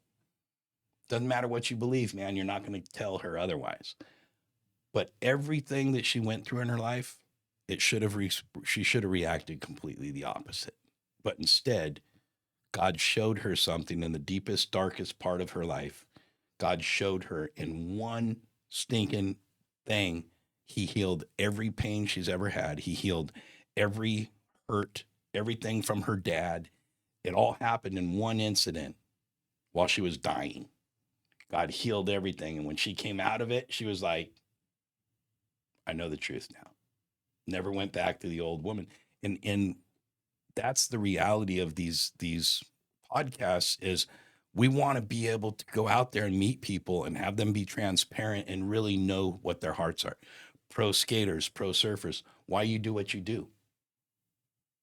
There's a reason for it all. Everybody has a hurt and everybody has a pain and everybody has something they're running from or hiding from, a hurt, something like that. And I think the best value for us is being able to talk about it. I can't give you the cure for every problem you have. I can tell you what fixed me, and you can tell me what's fixed you, and we can compare those, right? But we'll never, it's not my job to heal you, right? My job is to love you and care about you enough to take the time to say, hey, man, how are you? Exactly. That's my job. Just a That's my simple job act in of this world. kindness. Yeah, it's so simple, but so hard for us to do anymore. I know, and I mean, I mean, like that right there, man. You don't have to go and go out of your way to try and invite people to church. Sometimes it's just smiling at somebody Yeah. who you're paying at the gas pump. Yeah, that's Somebody across the church. gas pump, somebody at the register. I Yeah. mean, We want the church full because it makes you feel good on Sunday to see the church full. But it that's you know what not, doesn't make me feel so good knowing that we don't have that many strung out kids in our church. Like, and I'm not saying that I yeah, want the kids at the church. I don't want the kids in the church right now to get to strung be all out. strung out But by all means, like, why are there not more dudes like me? Why are there not more chicks like me coming in there and like because the history of, not the history of our church, but the history of the church in the in general? area. And that's the problem. And that's the Will's problem. Point, I believe the Will's Point church will have more of a drug addiction and more demonic manifestations and everything else because it's a darker town. Oh, In absolutely. Canton, they hide the drug addiction, right? You're not going to see it on a billboard. Hey, man, my kid's a drug addict. They're going to do everything they can to protect, and they're going to do everything. In Will's Point, you drive into Will's Point and you see a difference in the community itself. Oh yeah, I absolutely. love Will's Point. My heart is in Will's Point. It's in Canton too. I love Canton, but I feel like Canton is Canton, right? But when we started Will's Point, I felt like I was part of Will's Point because I have a history with the drugs. I have a history with people. I mean, one of the first people I met, her nephew was laid on the train tracks at a party in dead by a bunch of people that were partying, and the whole party watched it happen, and nobody did anything about it. That's a dark town, man. That's got issues that God needs to work through, right? Like there's a lot of weird stuff that's happened, and that's why God put us in Will's Point. And I'm like, man, praise God for Mike and Paula Popchoke, dude. They're gonna rock the world over there. Oh, absolutely. I love And those guys. I think the impact that's there is going to be a different dynamic. I love Canton. I love Canton, the way that God's doing the thing at the church. It's a whole different dynamic, right? But the dynamic, because it is a different dynamic in Will's Point, I think there's a lot more to be done. It's at the bottom. It's Will's Point was not established, right? Right. The church in Will's Point is a ground up church that's going to take 20 years to build. Canton was established. It's been going for a while. So it's going to take a while, but I think Will's Point is going to be the one that's going to have the people. We're going to hear more stories about drug addiction. We're going to have more. I've already talked to several people that were drug addicts when they came to Will's Point. And the whole thing was I went to the Easter thing and I was higher than high, man. I went to the Easter event and I felt so welcome because nobody judged them for being stoned and high. And they came back. And to me, that's all it's about. Like, to me, that's my part of the church. Like, God says there's gifts for everybody. But my part, my gift is I'm an evangelist. My job is to go out into the world and talk to people about Jesus. Adam's job as a pastor is to teach the church How to do about that. about Jesus and how to do that, right? That's his job, not my job. So I don't mess with Adam's job. It's not my job. I'm not good at what he does. He's amazing at what he does. I'm not. But then when I go out on the streets and I do what Joe's called to do, he goes, "Dang, dude, how do you do that? Like, that's so cool." But it's the gifts that God's given you, right? So if you have a heart for drug addicts and you have a heart for people to get helped, you have to go to them and show them the love that you can show. And then they're going to go, "Man, I love Jack. I love the way he is. He doesn't judge me. I'm going to go to church with him and see what this is all about." That's our job, is not as pastors. That's our job as the church body. That's what I believe is, doesn't matter where you go. And I say that meaning I don't care what church somebody goes to. You know what I mean? It doesn't have to be our church. It's not about Radiant Church. Now, I love people going to Radiant Church because I get to see them, right? But it's not about Radiant. It's about people going where they can get help, period. If that's you at the gas station, then it's you at the gas station. You know what I mean?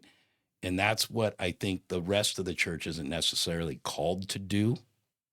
Because if you're not called to do it, you're not going to do it. It's you got to have a heart for it, or you're going to feel fake to everybody, and they're going to be like, "Yeah, this dude's just trying to get a notch on his belt for somebody getting saved."